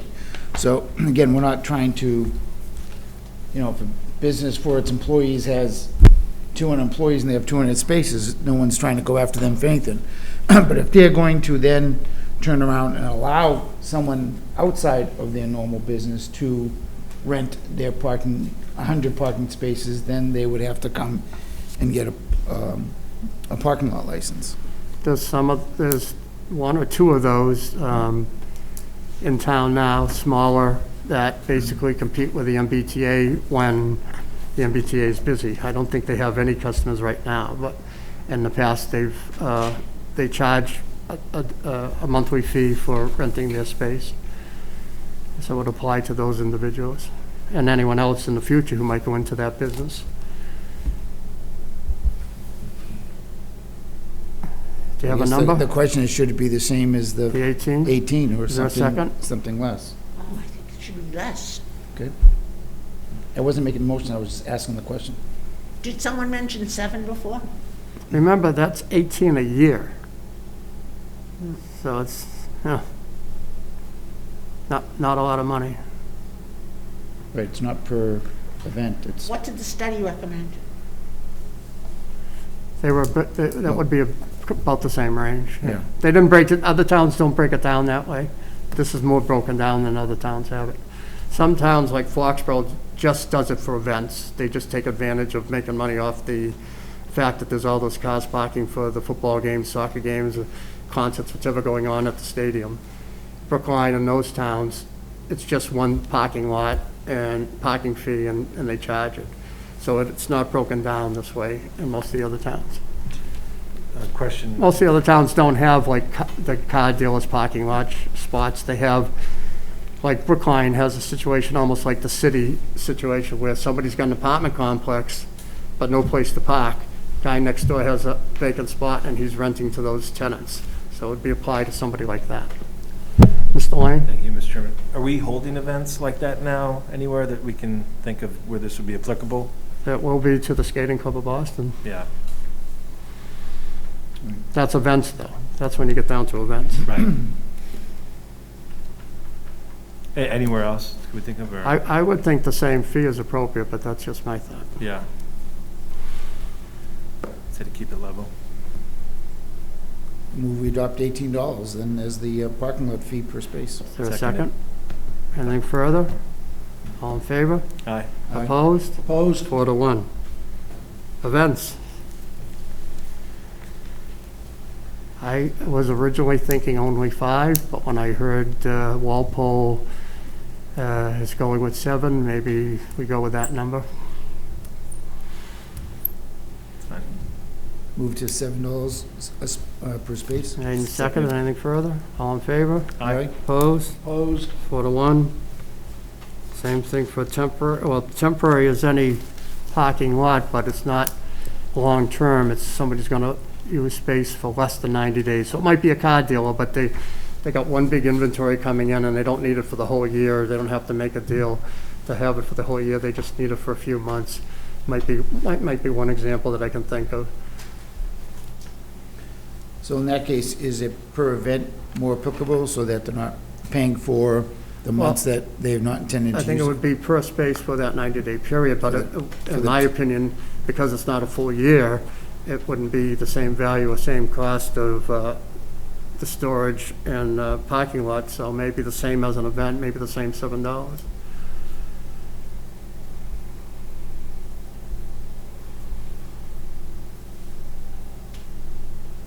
I think the event should be identified as per vehicle per event, and the storage, temporary storage and temporary parking lot are the same amount of money, but per space.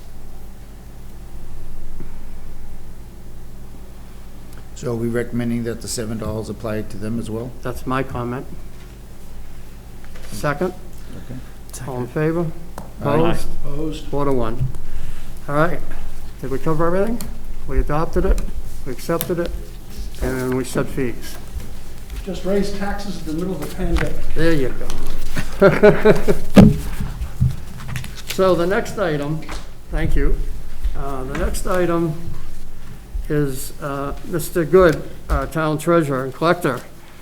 We kind of woke up the other day and realized that his 3-year appointment under our charter has expired on June 4th, I believe it was. And he's got to be legal, he's got to have his appointment. We're doing borrowing and bonding and everything. We better make sure he's got his proper authority. It's not in the charter, but in the letter of appointment that he was giving, it noted that if we're going to choose not to reappoint him, we'd let him know at least 6 months in advance, and obviously we're too late to do that. So unless somebody has objections to reappointment, I think it's appropriate we get a motion to reappoint for a 3-year term, retroactive back to June 4th, 2020. So moved. All in favor? Aye. Opposed? Unanimous. Thank you. Next item. The Masons, Orient Lodge, would like to put up some new signs and some additional signs from their past. And Mr. Hajar, you sent an email. I'm afraid I didn't print it out. Do you want to talk about this? Sure. So, that was the letter from the Orient Lodge that requests to replace a few signs and add some new locations that they would like to install. They give us the picture of the circle one, and also there's a reflective plate, 8-inch by 24-inch, and they give us the wording. I spoke to the individual who submitted it, Richard Gilden, and we started talking about the sign, and I just asked him casually, I was wondering why he didn't have like a welcome to Norwood as part of the sign, and he said that they really didn't think of it, but they would try to work with the manufacturer to incorporate the words. I said I wasn't pushing as a representative of the Selectmen. It was just a personal conversation I was having, inquiring about the signs. He came back and called, said that they could do it, and that their manufacturer had the first line is Welcome to Norwood, second line is Orient Lodge meets second Monday, third line is orientlodge.org, and that's what they would like to submit as their request. Motion to approve. Second. Anything further? All in favor? Aye. Opposed? Unanimous. Next item is a notification from Deborah Wilkes of the Retirement Board that they are looking at pursuing space outside of Town Hall for their offices. Information file? Question? Yes. Tony, what Mr. Manager, is, how do you think, with them leaving, it frees up some, obviously, precious office space in Town Hall, especially a conference room that hardly gets used? How does this fit into the overall plan for Town Hall, do you think? So a couple things. Remembering that the Retirement Board, being an independent agency, is allowed to sort of chart their own course. I don't agree with their decision to leave Town Hall. We had spoken to them about moving to the 206 Central with HR, so that way our retirees can get their pension information and their health insurance information in one area. So I actually disagree with this decision of the Retirement Board. They're going from paying zero rent, although they did pay to renovate that space when they moved in. They were offered effectively zero rent at the, or nominal rent at the 206 Central. They'll instead be spending thousands of dollars of the pension fund every year to rent space out for commercial office space, which I disagree with, but I digress.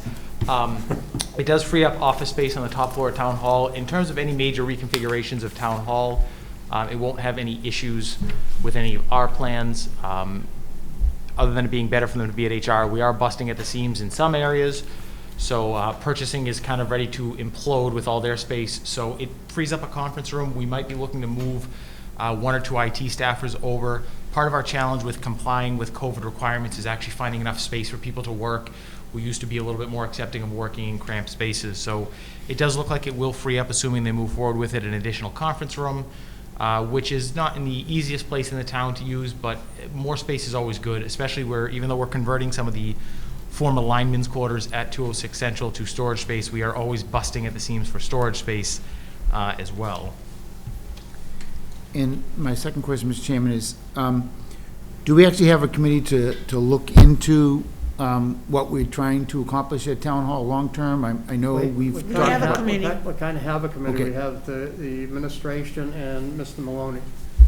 Okay. Can I tell you what we're doing? I haven't forgotten, I haven't forgotten you, Mr. Maloney. Thank you. No, we have, the last time we met with the architects, I think was November, and we agreed that we were going to meet at MMA again, and for some reason, we were going to go to, no, it was right before MMA, we were going to go to Somerville and meet with them in their offices, and for some reason it couldn't happen. MMA came, and then 2 weeks later we have the virus, and so we haven't, Mr. Hopcroft is involved in that as well, Mr. Cooper, we just haven't had a chance to talk to them, but it did presuppose that the Retirement Board would not be up there on that third floor. Right. That was definitely part of the most recent plan. Well, okay, thank you. Mr. Donahue. Thank you, Mr. Chair. Mr. Mizuko, that's much too beautiful space to be thought of for storage.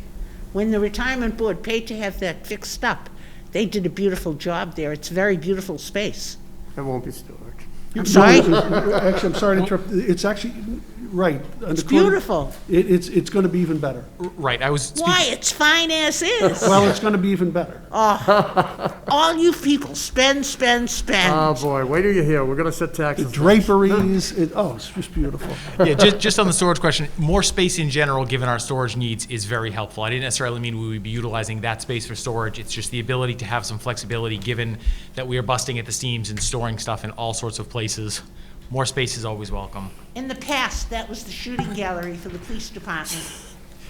Horse. Okay, anything else, or Yes. otherwise In I the have a history of motion the to town table? hall. All in favor? No, to Opposed? file, I'm Unanimous? sorry, to file? Her motion's to file. Yes, what did I say, table? Table, yeah. Thank you for the correction. Mr. McDonough, Chairman of the Board of Assessors, here we go, our favorite thing, setting the tax rate. He's requesting that we establish a hearing for that purpose for December 8th, 2020. So move. Second? Okay, and we'll work on the exact time on the schedule, and you'll notify Mr. McDonough accordingly. Thank you. Mrs. Melvin. All in favor? Aye. Opposed? Unanimous? Norwood High, the Madrigals are looking to use the common, gonna do some taping, and I Motion assume to some approve. entertaining while they're there. Second. All in favor? Aye. Opposed? Unanimous? Happy Kitchen is looking for a common victuals license. This is where Bamboo was? Yes. Yes, okay. Closed hours of operation, Monday, Friday, and Saturday, 11 a.m. to 3 p.m. and 3 p.m. to 11 p.m. They're gonna close for an hour. Sunday, 12 p.m. to 9 p.m. Monday through Friday, 11 a.m., 3:30 p.m., and 5 p.m. to 10 p.m. They have been in the business, but not around here. What's the wish of the board? Move to approve? Just a CV license. Yes. Yep. Move to approve. All in favor? Opposed? Unanimous? Vico Restaurant Italian, 89 Central Street, is applying for a change of license category from their malt wine, malt beverage, and cordials to an all-alcoholic beverage license. And if I may just add to that, that number 8, Gyro and Kebab House is doing the same, well, not doing the same thing, but they're applying for the all-alcohol beverage license. We have one license at this moment on the table, if you will, that also has another application coming in, so, or has come in. So we basically have 3. There's no hard and fast rules that we have to even issue the license, or if we do choose the license, it necessarily has to go, like the who's came in, you know, time-stamped. I think what we should do probably is have all 3 of these hearings, hear what it is they want, what they're gonna do. At the end of each hearing, table any action until we've had all 3 hearings, and then decide what's appropriate to do with the license, either keep it on the table or to, who to issue it to. Mr. Lane? So move.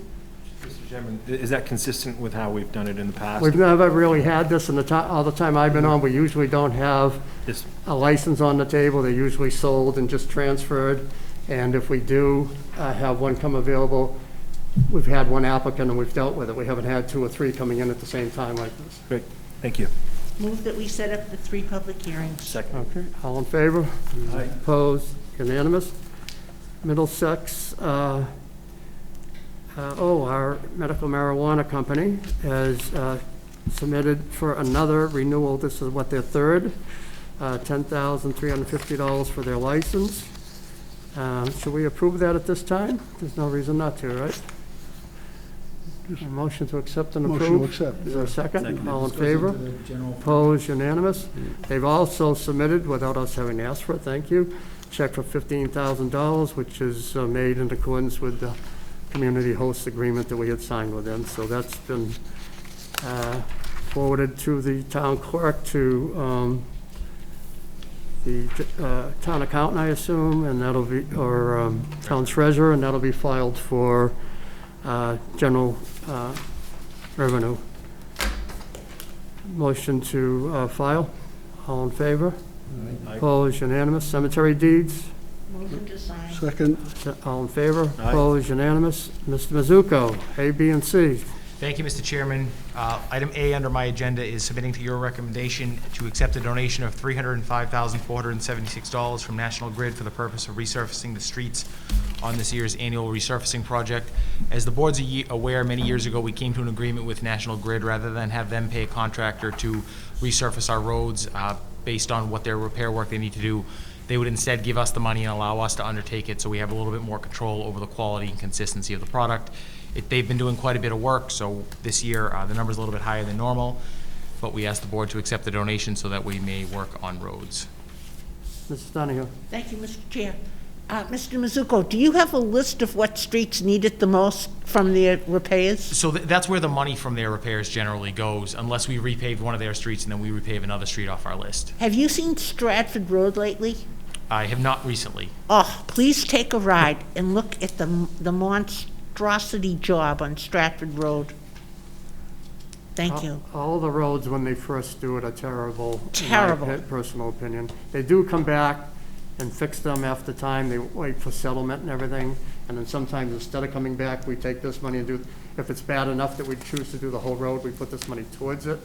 But you have to be a little patient. Eventually it gets there. But in the beginning, it's hard to accept. And that's all around town. Yeah. If we could move to being all electric, we wouldn't have a problem with gas. Just putting that out there. All right, so is there a motion on that? Move to accept. Second? Seconded. Anything further? All in favor? Opposed? Unanimous? Item number 2, Mr. Chairman, is I'm submitting for the board's approval the Norwood Sharon intermunicipal agreement. This is for the sharing of the energy manager position. This also expired at the end of the fiscal year. We were all a little tied up in the midst of COVID. We've had Mr. Ruggiero on board for about 6 months now. He's done a fantastic job. Half his time is here, half his time is Sharon. He's been a great addition to the facilities department. In particular, he was able to work so that we were able to use Green Communities money for some of the LED light projects, both at the library, here at the police fire building, and at town hall, and at the high school. In particular, the LED project here and the library, we were projecting around $150,000 to $170,000 cost for those LED projects. We were able to use grant funding to cover about 80% of it, and it was Mr. Ruggiero who was able to arrange that with the state. We were otherwise believing we were stuck out of luck on that one. So it's been a great addition. The LED lights haven't gone into this room yet, Mr. Maloney, but You know, I gotta take it, I gotta tap into my inner Tommy Riolo. I don't really like these LED lights. Even the street lights, and I was all in favor of them, but there's no light coming down. If I can't see any little pinpoints, I'll be quiet. I like the lower electric bill. Mr. John. Yeah, thank you. Just a question, Mr. Manager, is under the shared operating expenses, it talks about other costs will be negotiated by the town on a case-by-case basis. Have we had any other costs other than what has been outlined so far? No, we have not. We just put that in there just in the event that something happens to come up, that we would have the opportunity and the flexibility to deal with our counterparts in Sharon. They're happy with the agreement. We're happy with the agreement. There might be a battle in a year or two to steal them by one town or the other because it's going well, but for now, it's a good arrangement. Great, thank you. Question? Yes. How much is Mr. Ruggiero costing us? The total cost, I believe it should be in your packet, all in salary and benefits is probably around $90,000 to $95,000, and we're paying half of that, and Sharon pays the other half. Oh, I must have missed it then, I'm sorry if it's here. That's all right, already, 90 to 95,000. It's a We full, pay half. it's a full split down the middle, and even includes an OPEB payment. Okay, thank you. That's great. Okay. So, And sorry, just we for have that to full. approve that? Yes, but that full amount is salary, benefits, and costs. Move to approve. Second. All in favor? Aye. Opposed? Unanimous. C. Next up, I have what I believe is the longest project I've ever worked on. This is Mr. Plasko's fault. It is not. It is, so. Mr. No, McDonough. it's the vendor's fault. It is, so I'll just explain what's before the board, is a pilot or payment in lieu of taxes agreement for the solar canopy at the MBTA lot. The way the state has encouraged and the way every solar field is handled in the state is through a pilot agreement, so instead of taxing it as personal property, you come to a pilot agreement based on the value of the land. They are normally very simple everywhere else. This one has taken us 2.5 years to get done. I'd love to blame Mr. Plasko or Mr. McDonough, but they have both worked diligently on this with me. What had happened with this one taking so long was the company that owned it. Side is Fred's butted on? Yeah. The company that owned the solar field changed hands. The developer changed hands. The MBTA's real estate chief, who headed this project up, left for another position and threw them into sort of chaos. Then some of the poles were placed in incorrect places and placed into our right-of-way and had to be fixed. Then there was a lawsuit between a supplier and the developer. I mean, it's only a $9,000 a year pilot agreement, but it's been going on for 2.5 years, and I can tell you that Mr. McDonough and Mr. Plasko and myself cannot wait for this to finally be done and for us to start collecting the money. The one benefit to our 2.5-year struggle to get something very simple done is we did manage to get the rate up from around an initial offer of $4,800 up to $9,000, which I to be honest with you, is probably them also just wanting to be done with this and not have to deal with the longest, smallest pilot agreement in history for one relatively small solar field. That being said, it's before the board to sign. And a small annual increase. Correct, there is. It does go up a couple percentage points a year. It's before the board to sign. We highly recommend you approve it, and we'll have a final document for you to sign, and we can begin collecting this year's payment and hopefully never have to deal with this again. Motion to approve the draft. Second. All in favor? Aye. Opposed? Unanimous. Thank you. Unfinished business. MSBA Designer Selection Panel meeting coming up on November 3rd, 2020 for the Coakley Middle School project. Mr. Maloney, you're involved in that? Yes, briefly, Mr. Chairman, thank you. The meeting is with the MSBA on November 3rd.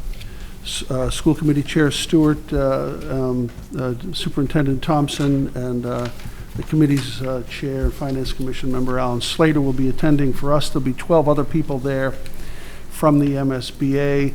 And what they'll be considering are 6 design submissions, or for submissions from 6 firms for the design of the project, for the contract of the design of the project. And all of us on the committee were asked to submit comments on that. Mr. Lane is in the committee as well. We all, those of us who wanted to, sent in our comments. And so now we go in and we tell the MSBA the firms that we preferred, and then the conversation begins. But it's pretty much our 3 representatives and a bunch of people from the state. So, anyway, progress on the middle school. Get us some money. And then, all right, thank you. So we'll move on. We have submitted for our review monthly reports by Chief Brooks, Norwood Police Department. Motion to accept. All in favor? Opposed? Unanimous. Also from Chief Maurice of the Fire Department, his monthly report. All in favor? File. Opposed? Unanimous. Travis Fowley, Recreation Department, also submitting his monthly report for our review. Motion to All in favor? Opposed? Unanimous. Greg Franks, Comcast, notification that customers in our community will receive a courtesy adjustment related to recovering fees from the regional sports network due to lack of fulfillment in the April-June sports broadcasting period. Information file. So moved. All in favor? Aye. Opposed? Unanimous. Mr. Manager, anything additional? Yes, several things, Mr. Chairman. If you don't mind, I'll remove my mask just so I can be heard clearly. First and foremost, credit goes to Norwood Fire Group 1 today for tackling a fire at the Commerce Center. It could have turned into a very serious issue. They were there on the scene. Other departments assisted, as well as DPW and Norwood Police, but credit to Group 1 at Norwood Fire for a great job. There is a small water break going on right now near the Civic Center. The DPW has been repairing it since about 4 o'clock. It's estimated to be completed around 11 p.m. this evening, so credit to the DPW for that. A couple of announcements from Carrie McCarthy at the Senior Center. One is Lombardo's is opting to cook and pack Thanksgiving meals this year in lieu of their on-site dinner. A team of volunteers from the Senior Center will be delivering meals to homes on Thanksgiving Day. Please, if you're a senior, call the center by November 13th to let us know if you'd like to deliver a meal to you. There is no charge. Lombardo's has graciously treated seniors to a Thanksgiving meal for many, many years. So once again, they will be doing a delivery service for that. If you are a senior, please contact the Senior Center at 781-762-1201, extension 4, by November 13th. 2, the Registry of Motor Vehicles has dedicated Wednesdays in October, November, and December at certain RMV service centers to anyone 74 years of age or older to renew with an appointment. If you need help with scheduling an appointment, please contact Carrie at the Senior Center. One other announcement, 2 other announcements actually. We are doing early voting for the rest of the week, Wednesday and Thursday from 8:30 to 3:30 at Memorial Hall and Town Hall, Friday from 8:30 to 12:30. October 28th, which is tomorrow, is the last day to request a mail-in ballot. Once again, early voting at Town Hall, 8:30 to 3:30, tomorrow, Wednesday, and Thursday, and then 8:30 to 12:30 on Friday. We have been averaging 300 people per day for early voting, as well as getting in about 600 ballots per day for mail-in ballots. So the clerk's office now, going on the last week and a half, has been handling about 900 votes per day. Kudos to Mary Lou and her team. The amount of work for this election is about 10 times any other election we've had in our history, and they're handling it gracefully. So please come in and early vote or send in your mail-in ballot if you haven't. The polls will be open 7 to 8 on election day. and you'll vote at your normal precinct. However, early voting is at Town Hall. One last announcement I'd like to make, both a happy and sad one. Deputy Police Chief Peter Kelly will be retiring after 33 years of service to the town. We are certainly sad to see Peter go and sad to see him retire. We are happy that he has had the opportunity to retire and is looking forward to the next phase of his life, but he has served the town faithfully for 33 years. We are grateful to Peter for all that he has done for us and for the town of Norwood. He is a Norwood boy and a Norwood resident, and we're certainly going to miss him here at the police department. So a big thank you to Peter for his many decades of service to the town of Norwood.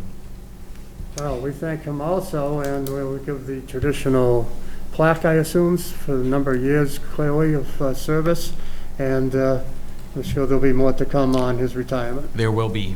Okay. And with that, Mr. Chairman, I believe that is all of my announcements for the evening. I'd be Mr. happy to Maloney. answer any questions the board has. Just know the same thing, if you need a motion for the plaque or something for Deputy Chief Kelly, I wish him happy days. He's a good man, served the town well, so. Made and seconded, all in favor, opposed, unanimous. And one other thing, we done? Is it we? We're basically done. If there's any new Just- business, I just I'll, had one entertain it question. before adjournment. Are we meeting next week? No, well, we're not Please, no. scheduled to, no. Okay, so just next week is, so a week from today is Election Day in the United States. Yeah. Right, and so after a really tumultuous, most unusual year, the people will choose either Donald Trump or Joseph Biden to be the next president. Whoever wins, and it will definitely be one of those two, may God bless the families of Donald Trump and Joseph Biden, and may God bless these United States. This year will soon end, and things will definitely get better no matter what the outcome of the election, so thank you. Thank you. Mrs. Donahue? Thank you, Mr. Chair. I'd like, in Peter Kelly, he was a class president. He's done a wonderful job for the town. I'd like to wish Jim Schmidt best of health and continued good health and happiness. 5 years ago, he retired from doing the filming for the senior center. Then he came back, and now he's retired again. And he started off, I think it was around 2006. He told me that he started at Adams Russell, and before that, when he was younger, he used to work for the Record American, and day after day, he's captured the life of the happy life of the seniors at the Norwood Senior Center, and I just wish him the very best. How old is he, 90? 97, he was a fighter 97. pilot. He was And a fighter pilot in World War II. My wife was watching the clip they did of all he's done and that he's retiring, and she couldn't believe it, that he's 97, done all this for all these years, and he's apologizing for not doing it any longer. His son Jay is a member of the class of 60. Great guy, yeah. His son Jay is a member of the class of 64, and his son Jay wrote a book about one of the islands in Boston Harbor. It's a published book.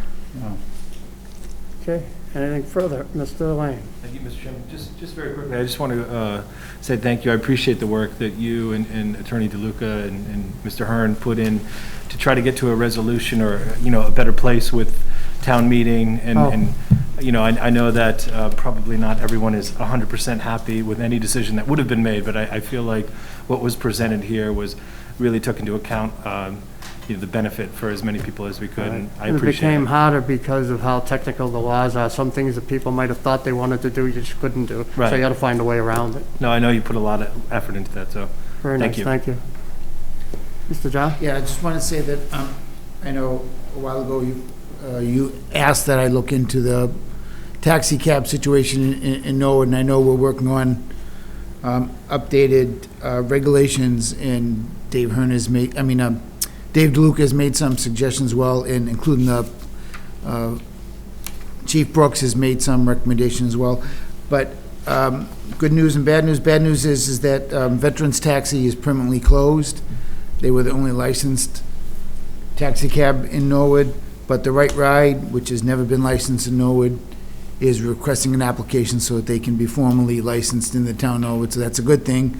We're going to try to work on the voucher issue with them in the senior center, so we'll try, but what will be coming before us is an application to approve them for one vehicle in town for what they want to do, so that's good news for our seniors who were calling about where we stood on this issue, because there is no license. You must have been reading my mind. I rode by Giles Square and the 3 parking spaces marked for taxi, and I said, what are we gonna do about these parking spaces of these taxi companies? So we'll address that maybe when we hear from the ride and Yes. decide what to do going forward. Yes. Mrs. Donahue? Thank you. Do we have time to work on the Board of Appeals appointees? It If you wouldn't wanna take stay, long. if you wanna stay late, I'd rather wait. wanna wait and think about it a little longer? Digest the interviews? I'd rather wait probably just till the next meeting. All right, so then there'll be a motion to table those, further decision on those appointments until the next meeting. We'll have it on that agenda. Made and seconded, all in favor? Aye. Opposed? Unanimous, okay, we'll table it. If there's nothing else, I'll take that favorite motion. Motion to adjourn. Second, thank you, Mr. Jar. All in favor? Aye. Opposed? Unanimous.